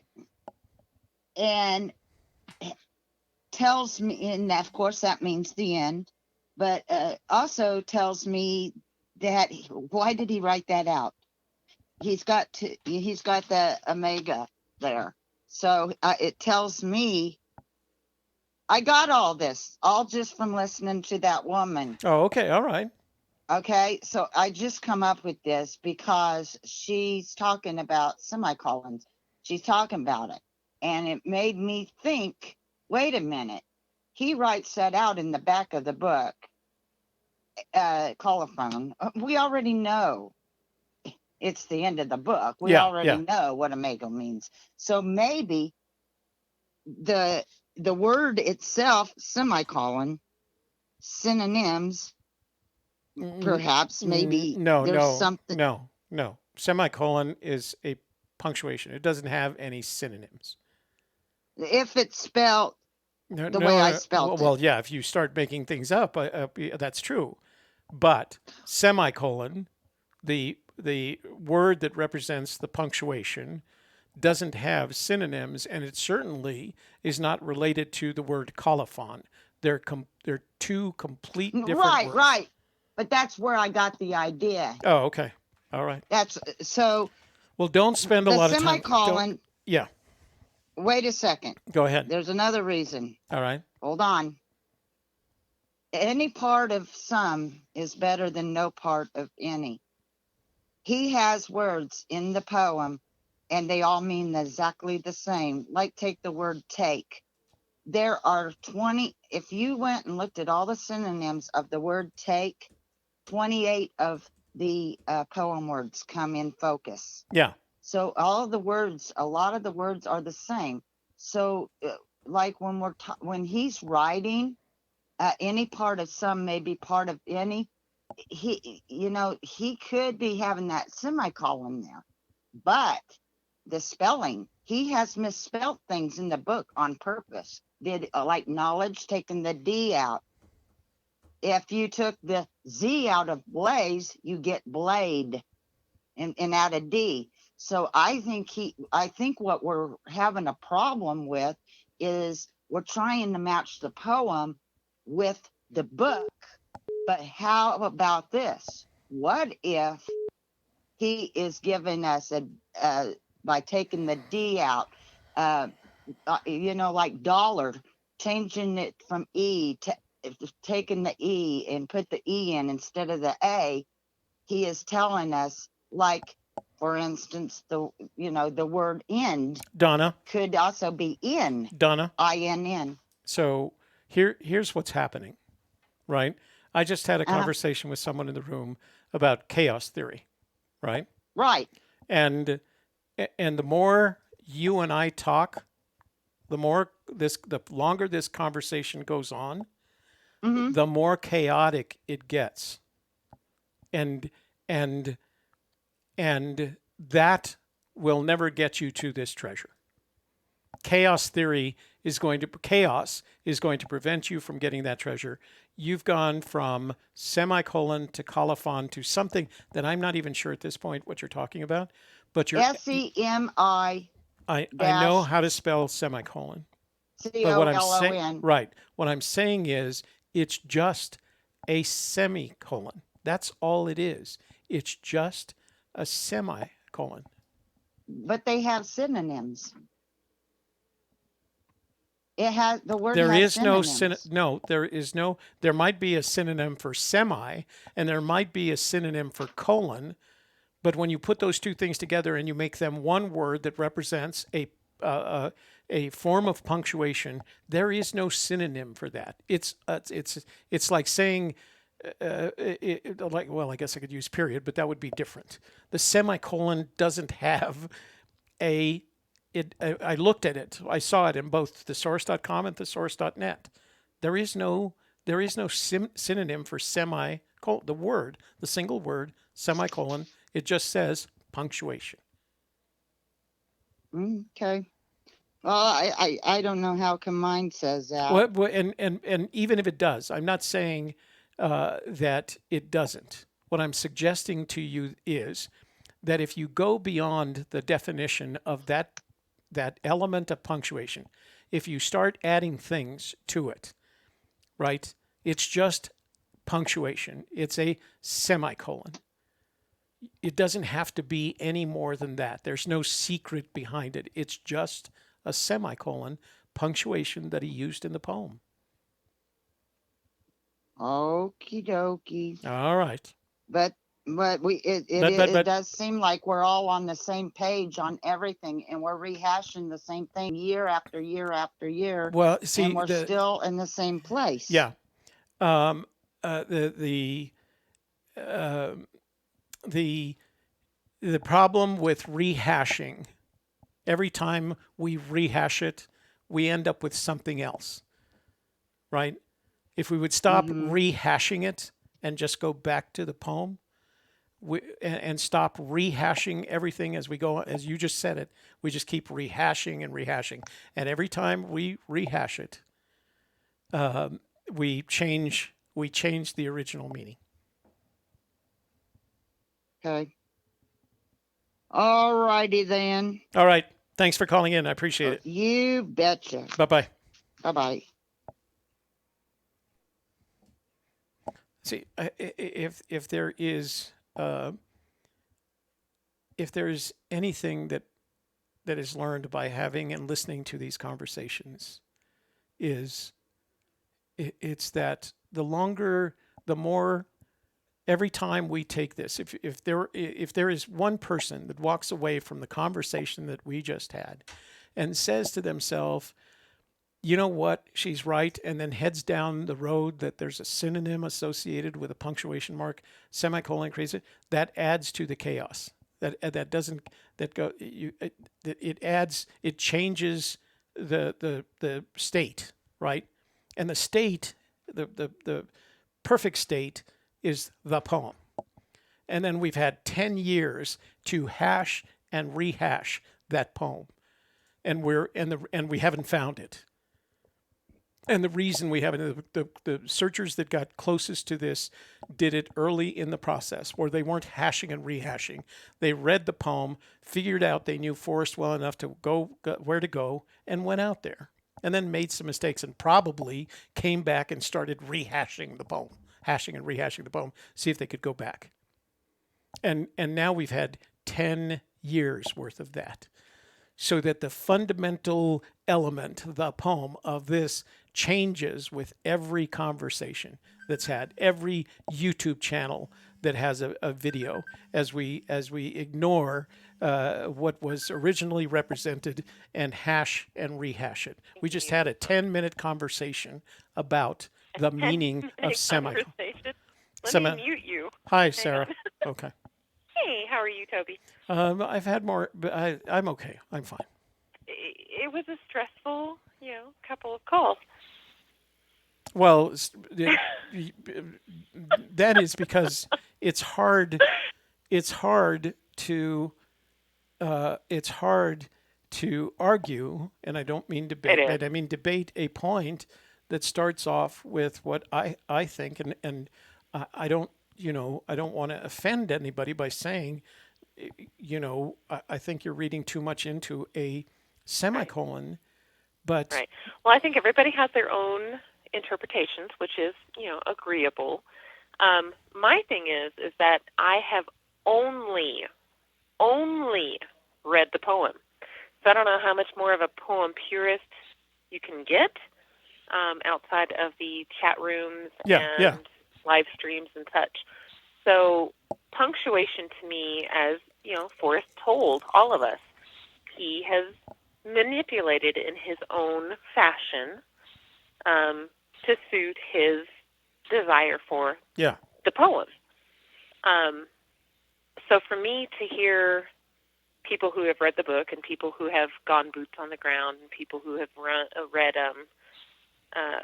Where Warm Waters Halt and The Thrill of the Chase and Too Far to Walk, I am not as exposed to that as most of the people in the chat room and most of the people who are in the search.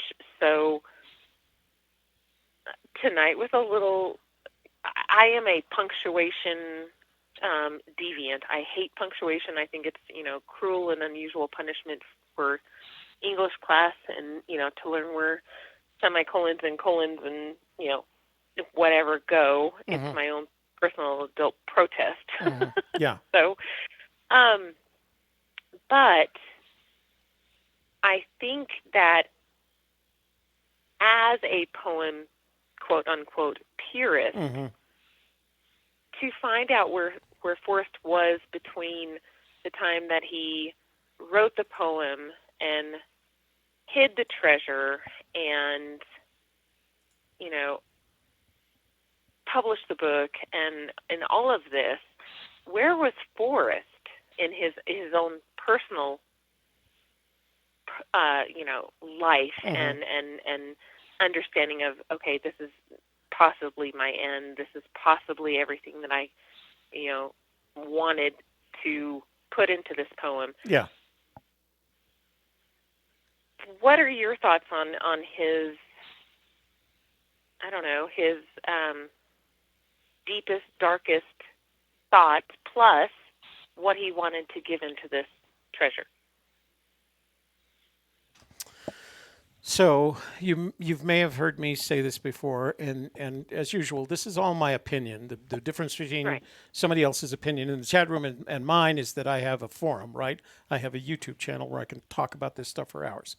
So my opinion is that Fenn experienced 3 inflection points in his life. The first was when he left Vietnam, and he put that life behind him and went to the life that became more holistic in the sense of what was important to him, making a living, providing for his family, no matter how big his family got. The second inflection point was when he was diagnosed with cancer and then recovered from it, because there is nothing, to the best of my knowledge, although it doesn't run in our family, it strikes me that there's nothing more life-changing than the moment the doctor says to you, you have cancer. I don't think it gets any worse than that, but I believe that that's another inflection point. Your life changes. Whether you want it to or not, your life changes, and you can accept that in one of 2 ways. Way number one, where you can accept the fact that you're going to fight it. Right. You can take it, accept it, and then figure out how to fight it if it's at all possible. Or you can accept it and take that approach that says, well, let fate deal me the hand, right? Right. Either way, your life is going to change. So that was the second change. And that was the change that happened to come when he could afford to say, you know what? I'm going to focus on the rest of my life and what I can do for the world. Right? It hits every once in a while. Right. We have that moment where they say, my life is going to change in a way that's not only better for me, but for the world. So would he expand the expansion that occurred to his family after Vietnam now expanded to the rest of the world? And in my opinion, what this treasure hunt is all about, it has some byproducts. It has giving his name longevity, because I think his name is one of the most important things to him.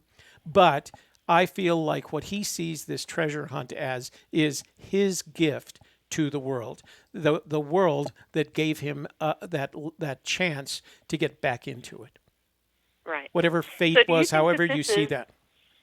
And then the third, so the third inflection point was when he walked away from the treasure.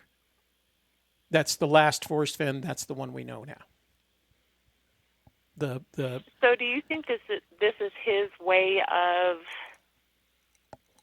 I don't know, giving back what he never thought he would have when he was young, because he came from such a how do you say it, meager existence as a child, and then he became this very wealthy, very unbeat all of his expectations because he had a desire. And now he's like, well, if you have a desire to find this treasure and you have the commitment and you do, these things and solve this poem, I'm going to give you what you never thought you could have. Yes. So I understand that, and my answer is no. I think it's no, really. Yeah, I think there's some rational things that come out for it. I get people off their couches, they get into the field, they're looking for a treasure. Well, definitely. If they find it, it's really cool. I think the reason, so that's one thing. Let me get Sarah and Brad and Toby and Shelley off their butts and out into the boonies, right? So that's one thing. The second thing is I took all these treasures, estimate value between $1 and $2 million at normal pricing, and I put it in there, and I'm going to put it out there, and I'm going to write a book, and everybody's going to find out about it, and they're going to remember my name at least until that treasure is found. Okay. Do you think he wanted that fame? No, I think he totally underestimated it. I think that's why he agreed to do today's show. I think he had no idea of the effect that one event would have on the rest of his life. So what do you think it's going to do to the average Joe, if that is the person who finds this treasure, who now has found this celeb status that, cameras, interviews, books, movies, those things are thrown at them. Yeah. Do you think that it is something that somebody should and can cope with?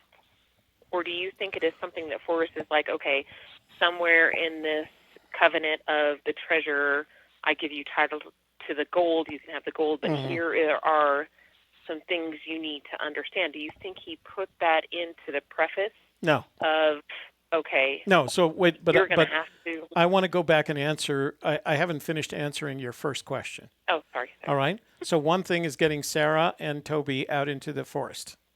Thing number two is this is a way to improve the longevity of my name.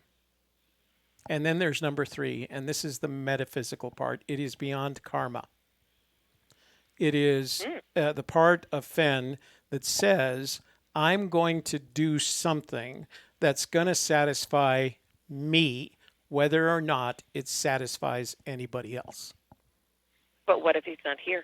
That doesn't make any difference because he can die knowing that, right? That's why I think he doesn't care if the treasure is found, because if the treasure is not found, he can die knowing that he did what he wanted to do in the context of his existence on this temporary planet. So if he ruined someone's... He didn't know that was going to happen. He didn't realize that was going to be a problem until he started experiencing that. Nobody who puts a treasure out there in the way that he did or anyone else has ever imagines that it's going to have, ever imagines the negative side, the Pandora's box side of that. They see the wonderful things of you and Brad and me and Shelley holding hands and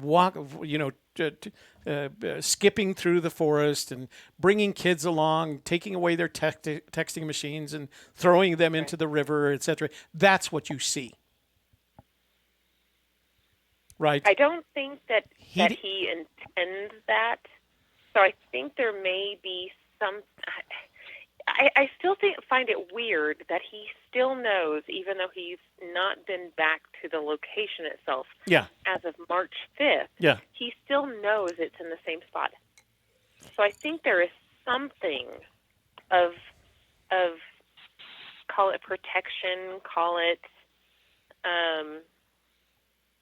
a peace of mind for Forrest.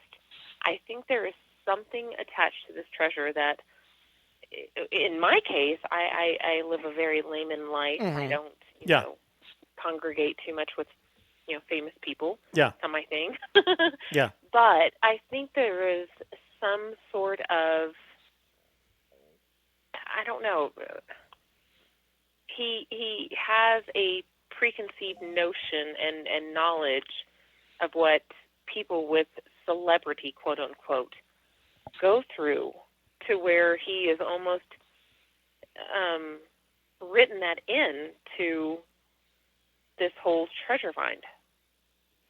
So I can understand that feeling, but that's all dependent. Can Kevin skip into the forest too? Yes, you can skip, Kevin. That is all dependent that Fenn is alive when it's recovered. Right. Right? If he's not alive when it's recovered, then he dies happy. He dies satisfied. Because he dies knowing. I think he's going to die happy either way. Well, no.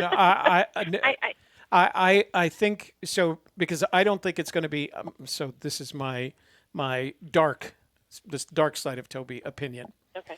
I don't think it's going to be as happy for him or the finder as everybody had wanted it to be in the beginning. I think in the beginning, it's definitely going to be like the people who found the Titanic and the people that found Tutankhamun's tomb, where they all of a sudden get this unexpected celebrity. Yeah. And I think it's going to put a lot of undue stress. Yeah, I'm sure there are people who are professional treasure hunters looking for the treasure. The person that finds it is not going to be a professional treasure hunter. They're going to have to deal with the notoriety associated with that, the financial issues, because it's like walking out of a casino and you just want a car, and then the IRS, the state tax department, calls you about the taxes, taxes, title, and license, right? So that's the first thing. The second thing is this has attracted a lot of attention. So you're going to have to worry about your own security. You heard me at that conversation that I had with the gentleman the other night, where we talked about his plan, and I said, you're ignoring the fact that every person that you share information with your find is, without making it anonymous, is one more risk, one additional risk. So how many people in this room, in this chat, in this search, are ready to expect that? I don't think a lot of us are. Well, I know personally, I don't want to open my front door and have the paparazzi standing out here, taking pictures and saying, hey, answer these questions. Yeah, we have a plan, and I've had a plan that I've written and made videos about from the beginning. And the key element of that plan is our security.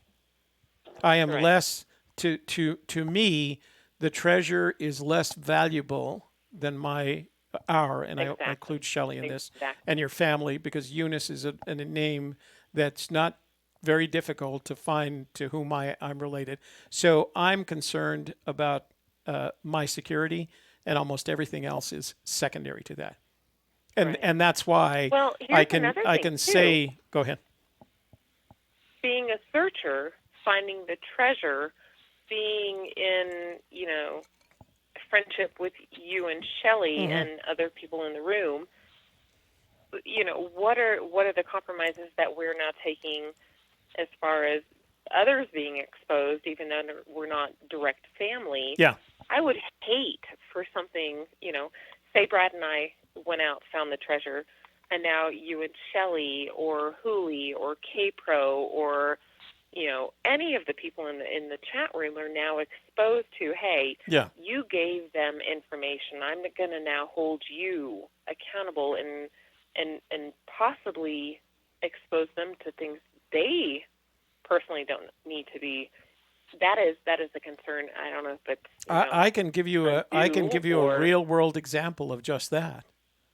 After I bought my house, And I bought my house using my the VA bill, so I didn't have to make a down payment. The seller was paying the closing costs, and I have enough of a retirement income that I can afford the payment. I was paying $400 or more a month for my apartment than this house is costing me.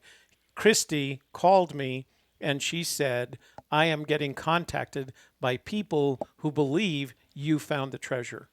And they're asking me. Oh, wow. Yeah. Yeah. Wow. And all I did well, was. I can guarantee you right now, because like I said, I am a poem.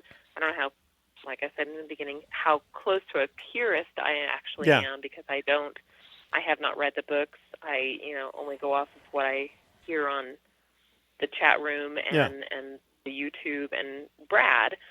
I don't have a clue, but if I stumble upon it because I actually have, one of those,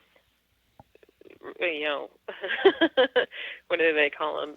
Intervention moments or whatever. I don't know. I will be grateful, but I would never want that undue siege upon anybody in this search because they thought I possibly got that pertinent information from anybody. Yeah, yeah.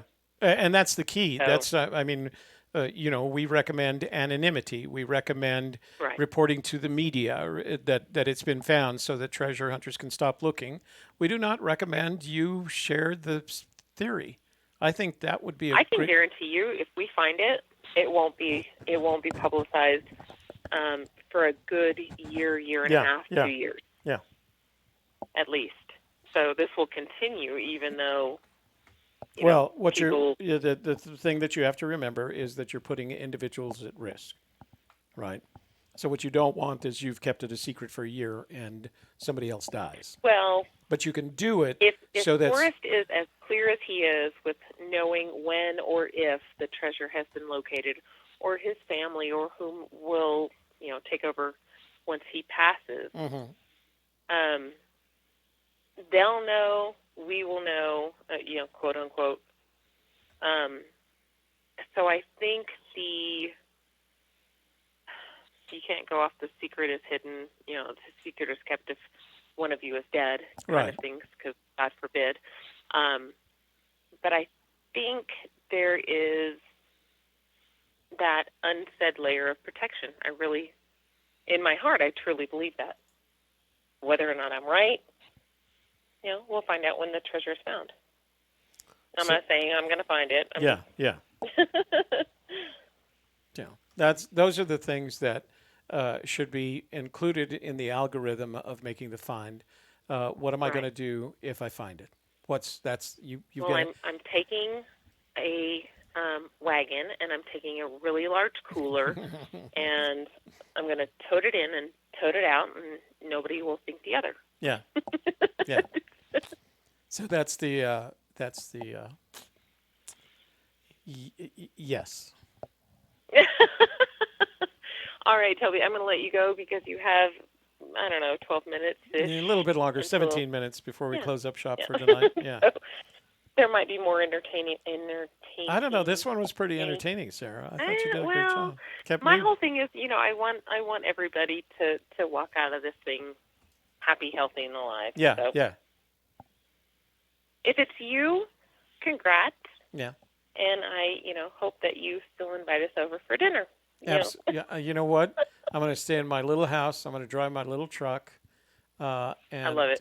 And I'm going to use the money to invest in a private aircraft. Ooh. That's going to fly me. We have a great airport here in Pagosa, so if you want to, fly in and have dinner. Well, what I was going to say is I'm going to invest in a private aircraft to fly me to each of the locations of my children, and give them the early benefit of whatever I leave behind. Well, either way, I hope we still are, Absolutely. So. I'm not going to let money change me in the slightest. Well, I've never had money, so I don't know what that's going to do me. But you and Shelley are still going to be on our and Kevin, of course. And Kevin. All right. Give Brad a hug for me. So anyway, have a great evening, and we will talk to you soon. All right. I look forward to it. All right. Bye-bye. All right. Bye. Okay, guys. I think I have time for one more call before we close up shop here. And because we're going on 4 hours. 4 hours. Here, you know what? I'm going to call back that one number. Hold on. Let me do I'm going to turn that off, and I'm going to call back Oklahoma because they've been... Oh, is Oklahoma? Oklahoma. Wait. Gardner, Kansas. Oh, we got some voicemails. Dang nabbit. Okay, Davio, again, I'm not playing your voicemail because we've been playing... Oops, we got Georgia calling again. Here we go. Toby, this is Barry Martin again. You let me tell my solve today, but there was one more thing I wanted to share with you of how I got to that solve, so you would know what I done when I started with what you told us about warm waters. I wanted to explain how I went from there, so you don't think this is just a hint.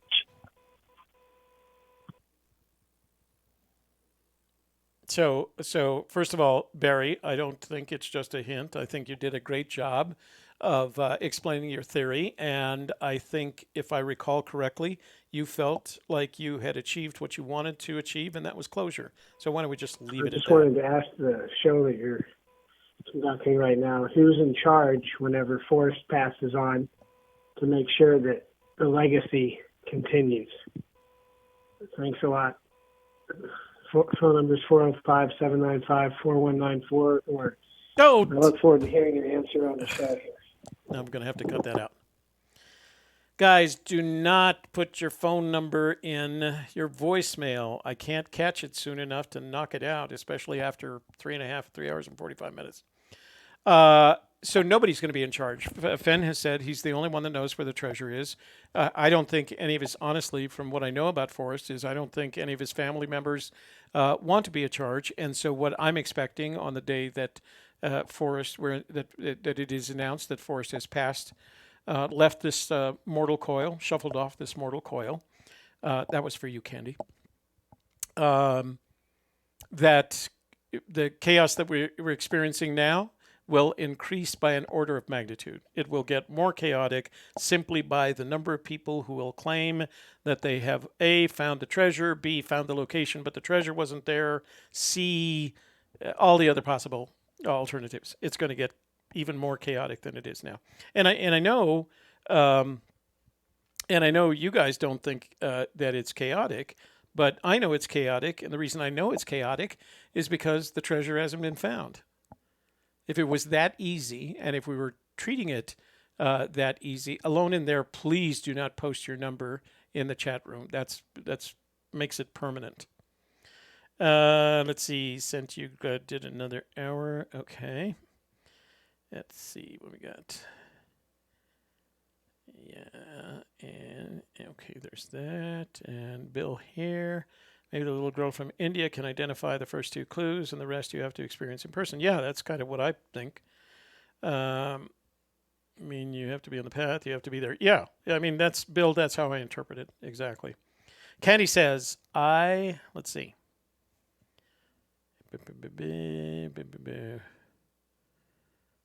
Long-tailed ermine, we answered that. It makes a bit more sense. Clue 3 through 9 are revealed via visualization. Yes, she has to be at the creek with the boots on the ground. Agreed. That's what I'm saying. That's why she can't get further than the first 2 clues, because she's got to be boots on the ground. Let's see. If I found the chest, Candy says, so would only take the bracelet and then walk away. I would want the chase to continue for the next generation. I want to be there, and I've heard this before, that they're going to leave the chest there so it can continue. I just want to take the bracelet, give it back to Forrest. I want to be there the day the person who finds that treasure makes that decision, because there is no one, or the people that say I'm going to take it and give it back to Forrest. No, that's not going to happen. Who's in charge of the treasure legacy of Forrest passes? Nobody. That's why it's going to get more chaotic. The little girl can't get closer. That's right. 2 clues. Not closer than the first 2 clues because all she's got is a map and the map and the map in the poem. Okay, but he did not confirm receipt. Then it kind of sends you the winners to text him or mailing address.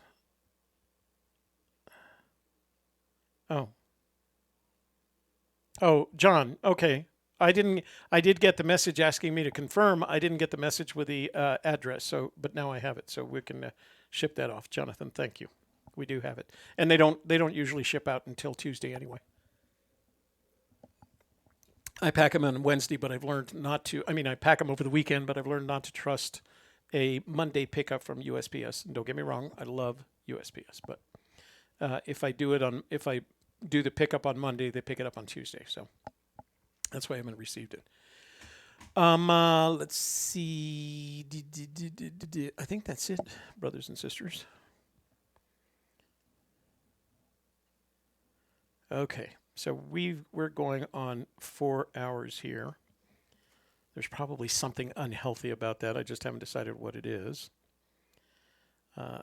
Davio got his time, so I'm not going to read that. So, okay. John Wayne got a good call in. You know what? After that conversation with Sarah, I'm on the upside of all of this. So I don't think I'm going to call our friend Barry in Georgia back tonight. We'll call him another Saturday night. Don't forget Monday night, and I know I'm going to be in conflict, and I've already let Christy and Mike know that we're going to be in that. We're going to be talking. We're not talking about the Fenn treasure, and I don't think it's necessarily important to all the Fenn treasure hunters. So take a look at this. So on Monday night at 7 o'clock, we're going to be doing a live stream on our new channel, COVID Conversations. If you want to see kind of what it's going, it's got some little hankies in it. It's got some little bumps in it because Dr. Brown hadn't done anything like this before. But on Monday night at 7 p.m., COVID Conversations is going to be the home of Brown. That is the home of Dr. Coffee Brown. He's going to take your calls, your text messages, all your questions about the coronavirus, COVID-19, and he's going to answer them. And the guy's really sharp, and he's what I would call irreverent. He's not your typical doctor. He's a kind of hippie, new age doctor that happens to work for the University of New Mexico, is a director of one of the programs at the University of New Mexico Medical Center. But what he really cares about is people, and I can tell you now, he hates hoarders. So don't even bring up the whole hoarding thing. We had a question about hoarding, and he didn't get angry, but he said, I don't respect hoarders, and I tend to agree with him. So Monday night, 7 o'clock, COVID Conversations. It's a new channel for us, and we're going to continue to follow the virus because based on the conversation that I had with him, or the conversations that we had on Friday when we replaced AGK. This is not the first time that this brand virus has visited us. It visited us once in 2004 and then again in 2012. And so here it is. It's coming back. It's recurring. And each time is a new variant. SARS was a coronavirus variant. So what we can expect is that, like the flu, it's going to get regular. Now, eventually they'll have a vaccine, and every year you'll go get your coronavirus vaccine like you do your flu vaccine. But the simple fact of the matter is that's not going to come for another year yet. But it's not the last time we've seen this kind of virus. And it has to do with the fact that the population is getting progressively larger. And I would say we're not controlling it, but I think it's beyond control. So join us. He's very good. He's very practical. He's required. He was required to do this research in order because he's the director of the EMS, the Emergency Medical Services Department. So they're the ones that are going to face the brunt of the results of this virus, and we're nowhere near. Based on the graphs, we're nowhere near the peak of this, but the emergency medical services. So he did the research necessary to do classes to the emergency medical services department at UNM to bring them up to speed on all of this, and I had the benefit of that. I am not an expert in the coronavirus, nor do I claim to be. My objective is to make sure I maintain my own health and don't make anybody else, don't make anyone else sick. And I'm going to strongly recommend, if you just treat it that way, don't get sick and don't make anybody else sick if you do. But you can learn a lot about it. And one of the things that he did, he has 3 slides where he talks about the myths of coronavirus, like eating lots of garlic. He talked about it. He said that apparently that's one of the myths. The only thing that garlic is going to do is keep people 6 feet away from you. So in that respect, it's going to help. But call in, ask a question, text in, ask a question. It's going to be the same number that we use tonight for all our shows because he's a really smart guy and kind of irreverent. But I like him because he's got a great sense of humor, and he's very aware of what this means to us in terms of the danger that it presents to us. And he doesn't blame it on anybody. He explains how a virus is just a virus. It doesn't know border. It doesn't know races. It doesn't know colors, creeds, religions. It's a virus. It just jumps from one person to the next because it knows that's what it's supposed to do. So in order to survive, that's its survival mechanism. It knows that if it doesn't jump from one person to another, it dies. And I don't know how viruses know that, since they're, small cellular animals, but that's what they do. Okay.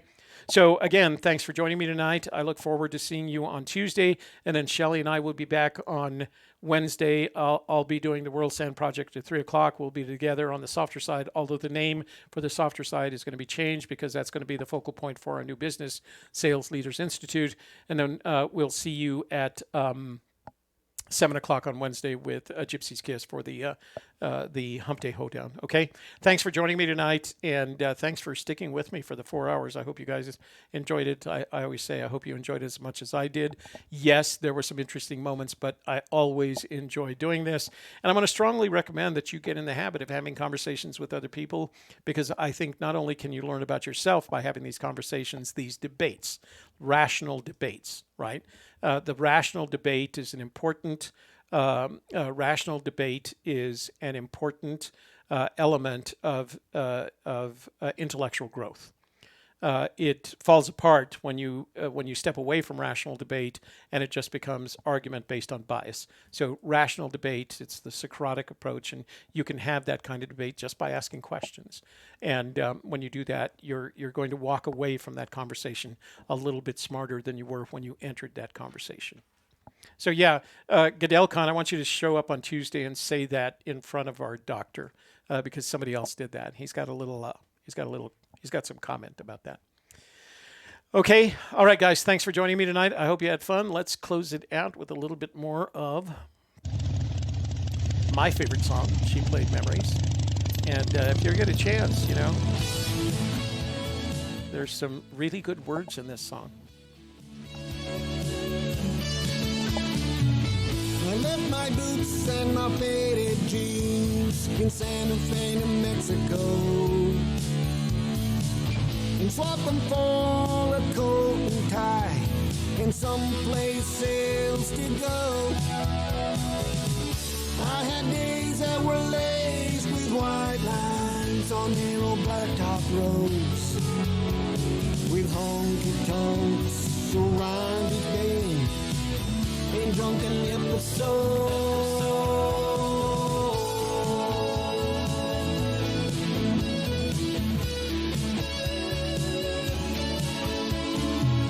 Those flashing lights and them busted fists